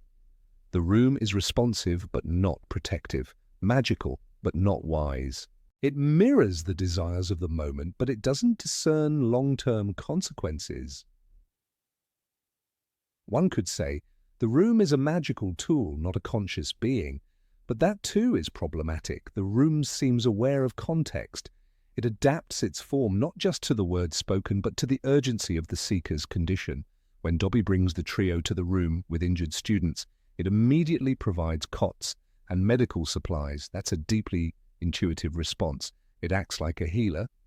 But moments later, it allows its other version to become a furnace. The contrast is stark and disturbing. Even the characters themselves seem unaware of the room's limitations. Neville speaks of it with reverence. "It's on our side," he says, and it certainly appears to be. But appearances deceive. In the moment of greatest peril, Neville himself is not protected by the room. His safety comes from luck, friends, and improvisation, not from the magic of the sanctuary he so trusts. That misplaced faith nearly costs them their lives. There is also a structural question to consider. The room is inside Hogwarts. Its magic, no matter how strange, is still bound to the ancient foundation of the castle. When Voldemort begins his assault, spells crash through walls, towers fall, fires spread. The room may be hidden, but it is not beyond the castle's architecture. If the entire 7th floor had crumbled under an explosion, the room might have been buried forever. So perhaps its greatest weakness is this. It is tethered to a physical place, and in a war, places can fall. Ultimately, the Room of Requirement is a magical wonder, but it is not divine. It cannot rewrite the laws of physics. It cannot outmatch dark magic like fiendfire. And it cannot guarantee survival. That realization turns it from a comfort into a warning. In a world where magic often seems to solve everything, the room reminds us that even the strongest spells have boundaries. And sometimes those boundaries are revealed only when it's too late. Number 24. Why didn't the room react to mass threats? When the dust of battle began to settle over the crumbling towers of Hogwarts, one room in the castle remained strangely silent. As spells clashed, walls cracked, and young lives were laid down in the name of resistance, the Room of Requirement, a place famed for responding to need, stood idle. Not a whisper of change, not a shimmer of transformation. For a room so intimately tied to necessity, its absence in the final conflict raises questions too uncomfortable to ignore. Throughout the series, the Room of Requirement had proven itself to be more than a mere architectural anomaly. It had revealed a secret passage to Hogsmeade, offered a perfect training space for Dumbledore's army, and even transformed into a storage cavern for centuries of forgotten objects. It was, by all measures, one of the most powerful magical phenomena within the walls of Hogwarts. As Dobby once said, Dobby knows the perfect place, sir. Dobby heard of it when he was cleaning the astronomy tower. It is known as the Room of Requirement. And yet, during the greatest requirement of all, the room offered nothing but silence. At the climax of the series, in Harry Potter and the Deathly Hallows, Hogwarts becomes a fortress under siege. Death Eaters break through the barriers, the sky is black with curses, and students, some barely old enough to duel, stand shoulder to shoulder to defend their school. Professors like McGonagall and Flitwick call upon every ounce of magical strength to shield the castle, and in the chaos even first years cower in corners, too young to defend themselves, too frightened to flee. But not once does the Room of Requirement open its doors uninvited. The room was indeed used during the battle, but only when Neville Longbottom, Luna Lovegood and Seamus Finnegan actively called upon it. They required a safe haven, and the room provided it. But what of the dozens of others who did not know the spell, the location, or the trick of pacing back and forth with intent? What of the unconscious, the bleeding, the dying? The Room of Requirement, by its very nature, should have sensed those needs. If it responded to Harry's mere desire to hide a book, why not the desperate pleas of children facing death? It was not just the physical danger that hung over the school like a curse. Emotional desperation saturated the very walls, students losing their friends, families divided by ideology, a school at war with itself. If the room truly felt need as it claimed to, it would have brimmed with purpose. Instead, it waited, as if asleep, or worse, indifferent. One cannot help but remember that when Harry needed a place to train Dumbledore's army, the room transformed into an ideal dueling chamber, complete with cushions, lighting, and even a whistle for signalling. Such precision in responding to need, and yet not a single transformation during battle unless explicitly summoned. There were children as young as 11 in the castle during the siege. Slytherins were evacuated early, but not all. Some stayed, others, from Hufflepuff and Ravenclaw, hid under debris or behind shattered statues. There is no mention of the room ever extending itself to them. No warm hearth, no medical bed, no sanctuary. Yet in Order of the Phoenix, it readily morphed into a lavatory for Dumbledore when he simply needed one. The contrast is jarring. When wands explode and screams echo through the halls, surely the need for refuge is louder than the call of a full bladder. Perhaps the Room of Requirement is more limited than we were led to believe, but if so, the books never suggested that. In Half-Blood Prince, it was implied that the room could become almost anything, its size expanding, its walls reshaping, its magic adapting to the will of the user. Draco Malfoy used it as a hideaway for months, managing to create a space where even the Marauder's map could not detect him. It shielded his presence, his dark intent, and even his mechanical experiments on the vanishing cabinet. If it could do all that, why couldn't it manifest a medical ward or a shelter for the weak? It may be tempting to argue that the room cannot act without a request, but this very premise contradicts the spirit of its existence. It is called the Room of Requirement, not the Room of Explicit Instructions. It was said to appear when someone was in need, not intention, and during the battle, need bled through the walls. So many required safety, healing, even silence amidst the chaos. And yet the room made no move unless directly asked. What then is the nature of its magic? Selective, biased, bound to certain magical signatures? This uncomfortable question becomes sharper when we remember how easily the room manipulated itself for Fred and George Weasley. In their 5th year, they discovered it could transform into a workshop, a haven, and even an impromptu flight practice area. These were light-hearted needs, mischievous, harmless, but during the darkest night Hogwarts had ever known, the room remained inaccessible to the frightened and the injured unless they followed a precise ritual. How many lives might have been spared had it simply opened its doors? One might wonder if the room was full or compromised in some way. After all, Draco had used it for his own purposes for nearly a year. But that theory collapses under its own weight. In Deathly Hallows, the room offers Harry, Ron, and Hermione a completely different manifestation, an enormous storage chamber completely separate from the sanctuary it had given Neville and others. The room was still functional. It was still listening. It simply wasn't acting unless asked. But when screams pierced the night and blood soaked the marble floors, isn't that request loud enough? Even the house elves, creatures bound by servitude, rose to fight for Hogwarts. Creature led the charge, armed with kitchen knives and righteous fury. Yet a magical room with a conscience, a will, and a reputation for helpfulness remained locked until summoned. If the room had a heart, it beat far too quietly that night. And if it had eyes, they were closed to the suffering of the youngest and the weakest.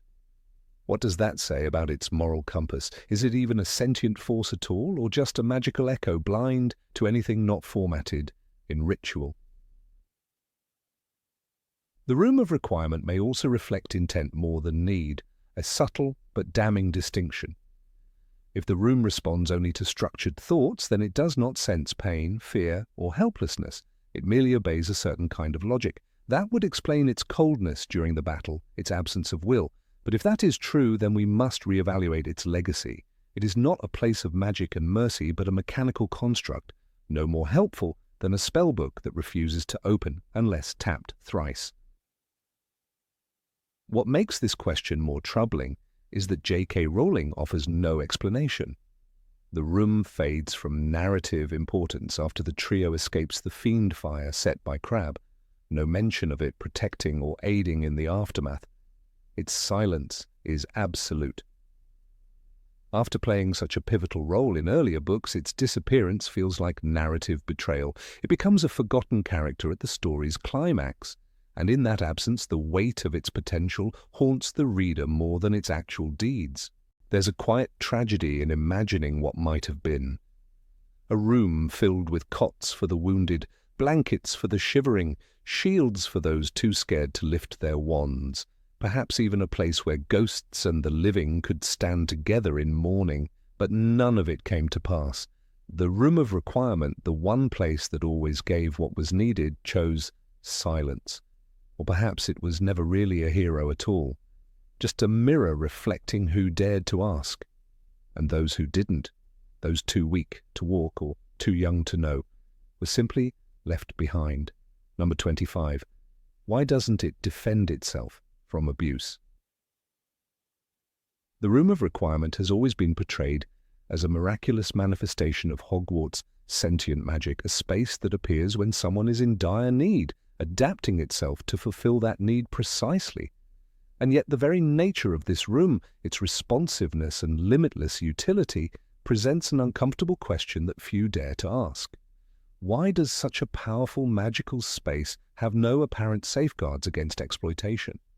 It is disturbing to consider that a room capable of generating anything from medical supplies to secret passageways can also, without resistance, provide tools for violence, concealment, and potentially irreversible harm. When Draco Malfoy used the Room of Requirement in Half-Blood Prince, he did not seek sanctuary or healing. He asked the room for a place where he could fix the vanishing cabinet undisturbed, a device that would later serve to bring Death Eaters into the castle. The room obeyed. It granted him privacy, silence, and space. It did not question his intentions or intervene in his plot. This marked a terrifying revelation. The room, in all its intelligence and adaptability, is also entirely neutral. Its loyalty is not to the school's safety, nor to Dumbledore, nor to Hogwarts' moral compass. It simply serves. Draco's usage was not an accident of teenage experimentation. He systematically used the room with malicious intent, and it enabled him every time. Harry even notes the room's unbreakable security when he tries to tail Draco, stating, "I can't get in there when he's in it. It's sealed itself up against me." This shows a preference for the current user, regardless of their intent. The room places privacy over morality, even when that privacy protects those who would use it to bring death and destruction to the school. It's not just neutral, it's complicit by design. The moral implications of this design are profound. Consider if someone, perhaps a dark-minded seventh year with a talent for brewing poisons, whispered to the room that they needed a potion that mimicked the draught of living death but left no magical signature. Would the room provide it? All evidence suggests it would. There are no boundaries mentioned, no moral or magical filters, no invisible barriers that prevent the conjuring of dangerous artifacts or substances. Even the Ministry of Magic, obsessive in its regulation of magical objects, never intervenes or discusses the risks posed by such a room. The room's history only deepens this unease. In Order of the Phoenix, Dumbledore's army used it as a training ground, conjuring dummies, shields, and defensive spells. Hermione describes it as a place that becomes whatever we need it to be. The implication is clear. Intent is the only requirement. The magic of the room does not discriminate between noble and sinister intent. For students, this was liberation. For enemies of the school, this is open opportunity. Let us not forget the implications of the room's unlimited conjuring power. It produces real working objects: wands, cushions, books, beds. In Deathly Hallows, it becomes a warehouse for countless objects hidden over centuries, including a priceless diadem. Some items might even be cursed or dangerous, yet the room never warns or stops users. Imagine a student who asks the room for a wand that cannot be tracked by the Ministry, or a spellbook with forbidden incantations. Would it hesitate? It never has before. This raises the disturbing question: why did the founders, or whoever created the Room of Requirement, allow such raw power to exist without limits? Hogwarts is a place of learning, but also of danger.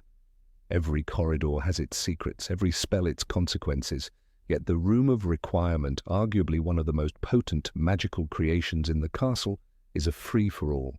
No portrait watches it, no spell tracks its use, no teacher holds a key. Its very design guarantees its autonomy, even when that autonomy enables destruction. When Harry discovers the room's use by Draco, he is stunned not only by what Draco has done, but by how easy it was. He's been using the Room of Requirement to hide the cabinet. That's why no one's seen him working on it. The room's magic protects not the school, but the user's secret. It is designed for secrecy, even when that secrecy aids evil. The implication is chilling. Hogwarts has built-in vulnerabilities disguised as blessings. We must also consider how the room's magic interacts with dark magic. In Deathly Hallows, the room turns into a vast storage chamber where dark objects rest beside innocent ones. When Crabbe casts fiendfire, the room does not resist or suppress the spell. It lets the fire rage, consuming everything in its path. It does not protect the users from themselves. It does not warn them. If the room had any protective intelligence, surely it would suppress magic that destroys the very fabric of its walls. But it doesn't. It burns, and with it, the room's passive complicity is laid bare. Suppose someone with twisted intent enters the room and simply asks, "I need an undetectable weapon," or "Give me a way to remove someone without leaving a trace." The room is bound to answer, not with judgment, but with obedience. This is not speculation. It is the logical extension of what we have already seen. In a world where magical laws govern every wand, broom, and book, how has such a loophole survived? And more importantly, who has already exploited it in ways we never learn? Even among the Marauders, known for their creativity and mischief, the room was never mentioned. This could mean they never found it, or worse, they knew of it and chose not to speak. After all, the room's secrecy is part of its power, and, like all secret powers, it invites misuse. Filch finds objects in there. Trelawney stumbles upon sherry bottles. Each encounter reveals a different facet of the room's limitless adaptability, but none show a limit. None show a line the room refuses to cross. In the end, the room of requirement is a reflection not of Hogwarts but of the user's intent. It is a mirror that molds itself to the desires of the seeker, no matter how corrupt. This is not benevolence, it is danger disguised as generosity. The room does not provide what is good, it provides what is asked. There is a reason Harry only uses it with caution, and why Dumbledore never exploits it. Those who understand its power also fear its consequences. There is a tragic irony here. The room was once a saviour, a place of unity and learning during Dumbledore's army, but the very traits that made it a haven then made it a weapon later. Draco's story proves that good intentions cannot be the room's compass because it has none. It has no conscience, no rules, only function. In the right hands it empowers, in the wrong hands it obeys.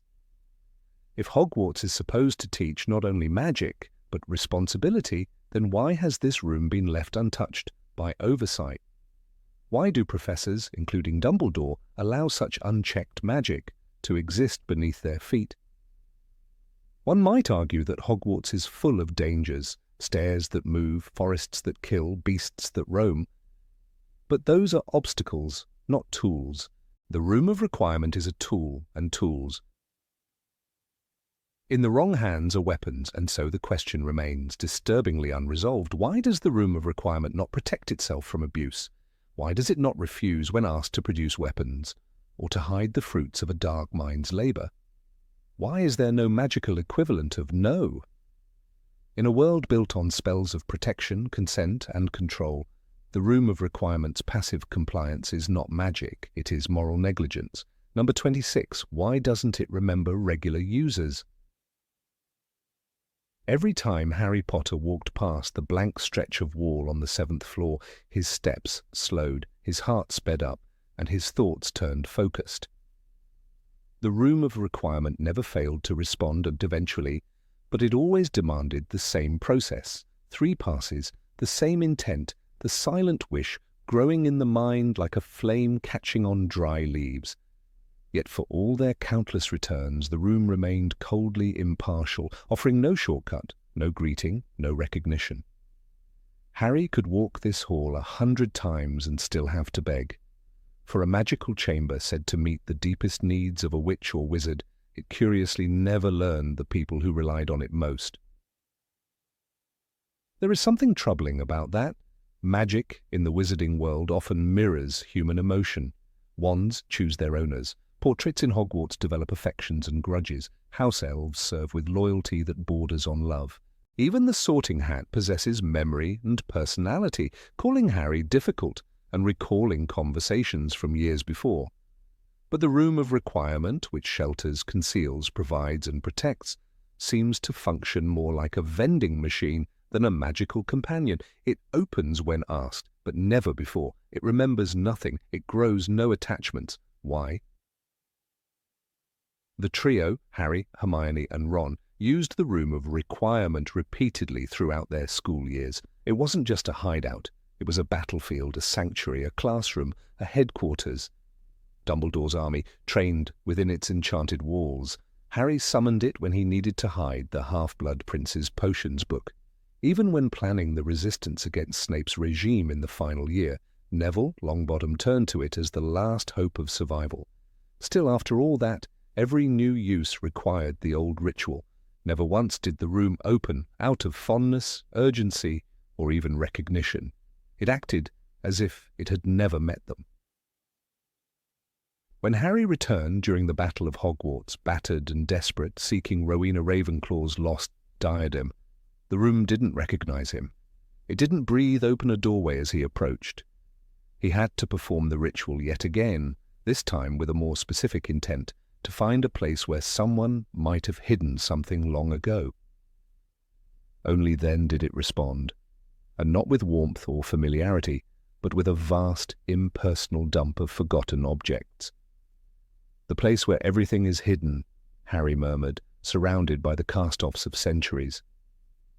The room had provided, yes, but it had never acknowledged. Contrast this with the behaviour of other magical entities in the castle. Take the portrait of the Fat Lady, Temperamental, dramatic, but certainly responsive. She grew to know Gryffindor students, offered comments, demanded passwords with varying degrees of indulgence, and even refused entry when offended. Professor Binns, a literal ghost, still retained memory and personality enough to conduct his classes. Even the Marauder's map, a magical artifact crafted by 4 rebellious students, responds to the user by name. Messrs. Mooney, Wormtail, Padfoot, and Prongs offer their compliments. The magic of Hogwarts is not just intelligent, it is often personal. So why is the Room of Requirement so stubbornly indifferent? One might argue that the room's very nature requires neutrality. It responds to need, not to people. That's why it could serve as a lavatory for Dumbledore, a training ground for students, and a safe house for rebels. But this explanation falls apart when one considers how personal the needs are. The room doesn't offer generic solutions. It gives exactly what the seeker requires. The right books, the right furniture, the right lighting, it knows. So if it can know the contents of Harry's heart well enough to conjure a place for Dumbledore's army to train, why can't it know him?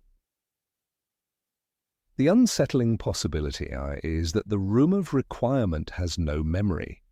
Not the forgetfulness of old age, but the deliberate blankness of something not alive.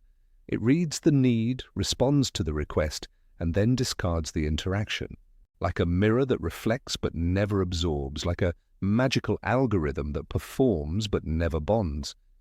When Dobby comes to help Harry in Deathly Hallows, there is loyalty in his eyes, a recognition forged by shared experience. Even Creature, the once hostile house elf, grows into something close to affectionate. The room, though, never grows. It never changes. The implications of this are strange, even sad. The Room of Requirement becomes less a friend and more a tool. A powerful one, yes, but hollow. And in the world of Harry Potter, where love is the deepest magic, that hollowness stands out. The spell that saved Harry as a baby was not a curse or incantation, but a mother's sacrificial love. The Patronus charm is powered by joy. Voldemort's downfall is not a wand, but his inability to understand loyalty and selflessness. Magic that lacks feeling is weak, even dangerous. The room, then, sits uneasily among the school's wonders, potent but sterile. This becomes even more poignant when we think of Neville Longbottom, who used the room as a refuge during the darkest year of Hogwarts history. He and others lived inside it, slept there, ate there, waged resistance there. The room provided food, warmth, even plumbing. And yet Neville, who asked it for safety daily, still had to beg it open each time. "It's got a mind of its own, this place," he told Harry, "but if it has a mind, it seems to lack a heart."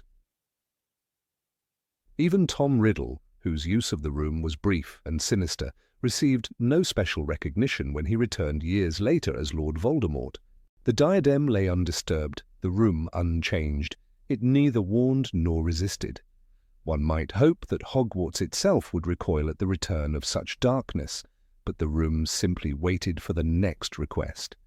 It served the evil as it had served the good, obedient, detached, and ultimately blind.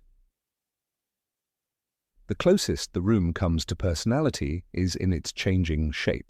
It can manifest as a broom cupboard or a vast cathedral-like warehouse. It conjures cushions and books and even passageways.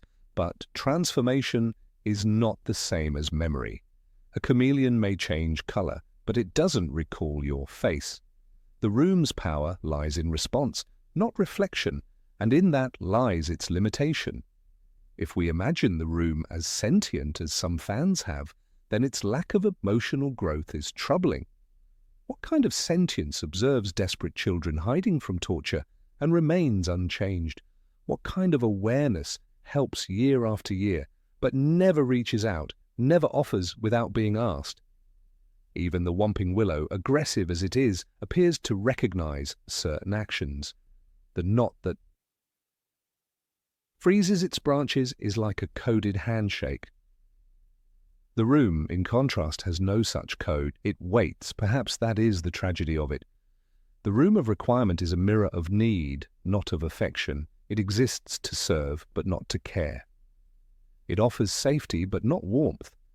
And in a school where portraits gossip and staircases misbehave, such cold precision feels alien. Even magical, it remains fundamentally mechanical, a machine dressed in mystery. This lack of memory also exposes a potential risk. What if someone with ill intent learns the ritual and asks for something dangerous? The room will comply. It did not question Voldemort. It did not warn the trio when they entered the room of hidden things filled with cursed objects and dark secrets. It never judges. That absence of moral compass combined with its power makes it quietly terrifying. It is the most powerful room in the castle, and perhaps the least trustworthy. In the end, Harry never forms an emotional bond with the room. He uses it, relies on it, is grateful for it, but he never loves it. There are no fond memories, no sighs of nostalgia. When he returns to Hogwarts later in life, we can imagine him visiting Hagrid's hut, or Dumbledore's office, or even the Gryffindor common room. But the room of requirement? He likely walks past the 7th floor wall and feels nothing. The magic is there, but the connection is not. In a story so rich with emotional magic, the room's Indifference stands out. It is a marvel of enchantment, but not of empathy. It gives all, but remembers nothing. Even the mirror of Erist showed Harry his heart's desire and reflected it back with quiet sorrow. The room of requirement, in contrast, gives what is needed, then forgets you existed. Number 27, why does the room create real objects? And where do they go? In Harry Potter's 5th year, the room of requirement transformed into a secret training ground. It became a haven filled with real cushions, shelves of useful books, even a model of a Patronus to help students understand the charm. But beyond the wonder of magical adaptability lies a question far more disturbing than comforting. Where does all this come from? If the room conjures real, tangible objects, what rules govern their creation, their permanence, and their disappearance? And if students take something from the room, does it remain real, or vanish like smoke the moment it crosses a threshold? Hermione, always the first to interrogate the nature of magic, never voiced any suspicion about the objects in the room. Yet she, of all people, must have wondered. When Harry first opened the room to serve Dumbledore's army, they were greeted by shelves of books on defensive spells, cushions for practicing stunning, and a golden model of the galaxy demonstrating how different protective enchantments rotate like planetary bodies. There were books as well, stacked neatly in a corner, titles like Jinxes for the Jinxed and Defensive Magical Theory, a counter-guide, the book tells us. These were not illusions. Students read them, quoted them, and used them. The room did not merely simulate comfort or knowledge, it provided it. So the question becomes deeply practical. If a student were to take one of those books out of the room of requirement, would it endure? Would the spells inside remain readable, the ink real, the paper as tangible, in the Gryffindor common room as it was under the magical ceiling of the room? We are never shown this exact event, but it strains belief that not one student ever tried. In fact, Fred and George Weasley used the room to store prank materials and returned later to retrieve them. If so, then the room is not summoning figments, but creating or retrieving actual objects. This suggests a level of magical complexity that challenges even the flexible logic of the wizarding world. Real transfiguration, the kind practiced by Dumbledore or McGonagall, comes with strict rules. Gamp's law of elemental transfiguration forbids the creation of food, for instance. Yet in Deathly Hallows, the Room of Requirement creates a fully furnished version of the Room of Hidden Things, stacked to the ceiling with thousands of objects, among them a stuffed troll, ancient furniture, piles of books, broken musical instruments, and even living animals like a dead cockroach colony. If these are real, we must ask, how does the room circumvent magical law? Dobby is another clue. When Harry asks for a place to hide the Half-Blood Prince's potions book, the room instantly transforms. It fills itself with thousands of hidden artifacts accumulated over centuries. It was a place where thousands of people had hidden objects over the centuries, a veritable treasure trove of forgotten magical paraphernalia, the book reads. This detail exposes an unnerving truth. If the room is conjuring nothing, merely rearranging centuries of discarded items, then it has some way of storing actual physical objects indefinitely. That alone is a magical feat beyond Hogwarts' standard enchantments. Yet the question sharpens when we return to the use of consumables. The room provides not only reading material or chairs, but also things like bandages, potions, and water. These are items with expiration dates, chemical processes, physical laws. If a potion is brewed in the room, does it ferment, age, spoil? And if it doesn't, then how can it truly be said to exist? Lavender Brown once used a calming potion from a bottle the room had created during a particularly stressful session of Dumbledore's army.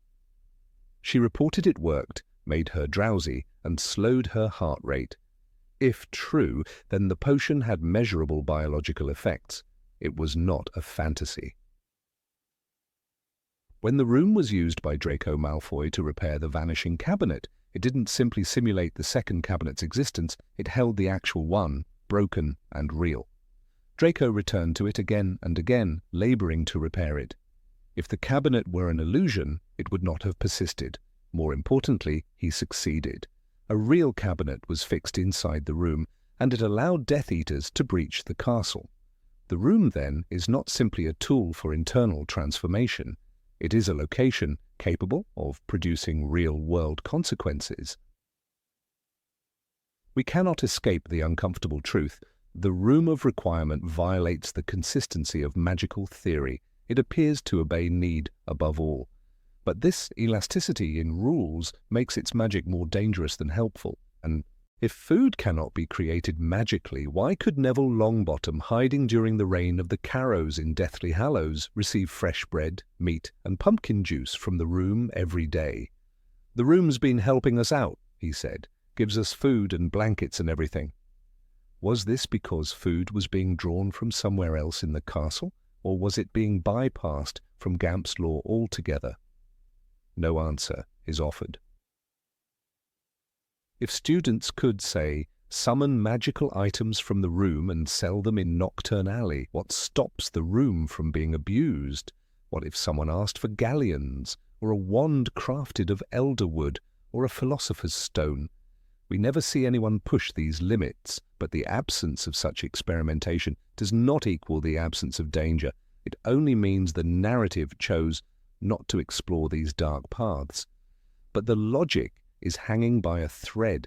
If the room obeys need, and need is desperate enough, what prevents it from replicating objects of immense value? There is a moment in Order of the Phoenix when Luna Lovegood suggests the room gave her an enchanted hat just because she thought it would be fun. Not life-saving, not essential, just entertaining. This offhand moment reveals a possible flaw in the logic that the room acts only in emergencies. It might also act on whims, and if so, its boundaries become terrifyingly undefined. The hat might vanish later, or it might remain, but no one checks, no one questions. Hogwarts, a school of disciplined learning, accepts this room of unchecked magic with shocking casualness. Even more disturbing is what happens to these conjured items when they're no longer needed. Do they simply vanish? When Dumbledore's army was disbanded, did the books and cushions dissolve into air? Did the golden models of defensive spells wink out like forgotten dreams? Or do they remain trapped within the room, endlessly piling on top of each other in silent disuse? The room of hidden things suggests the latter. And if that's true, then the room is a hoarder of broken dreams, failed spells, discarded secrets. Imagine a wand made by the room. It might function inside its walls but lose power outside, or worse, it might not disappear at all, remaining inert, real but wrong, like a golem made of magic but with no soul. The ethical implications are enormous. Creating magical matter that seems real but lacks permanence or predictability invites chaos. It is transfiguration without consequence, magic without cost. But all magic, as we are taught, has limits. The room ignores them.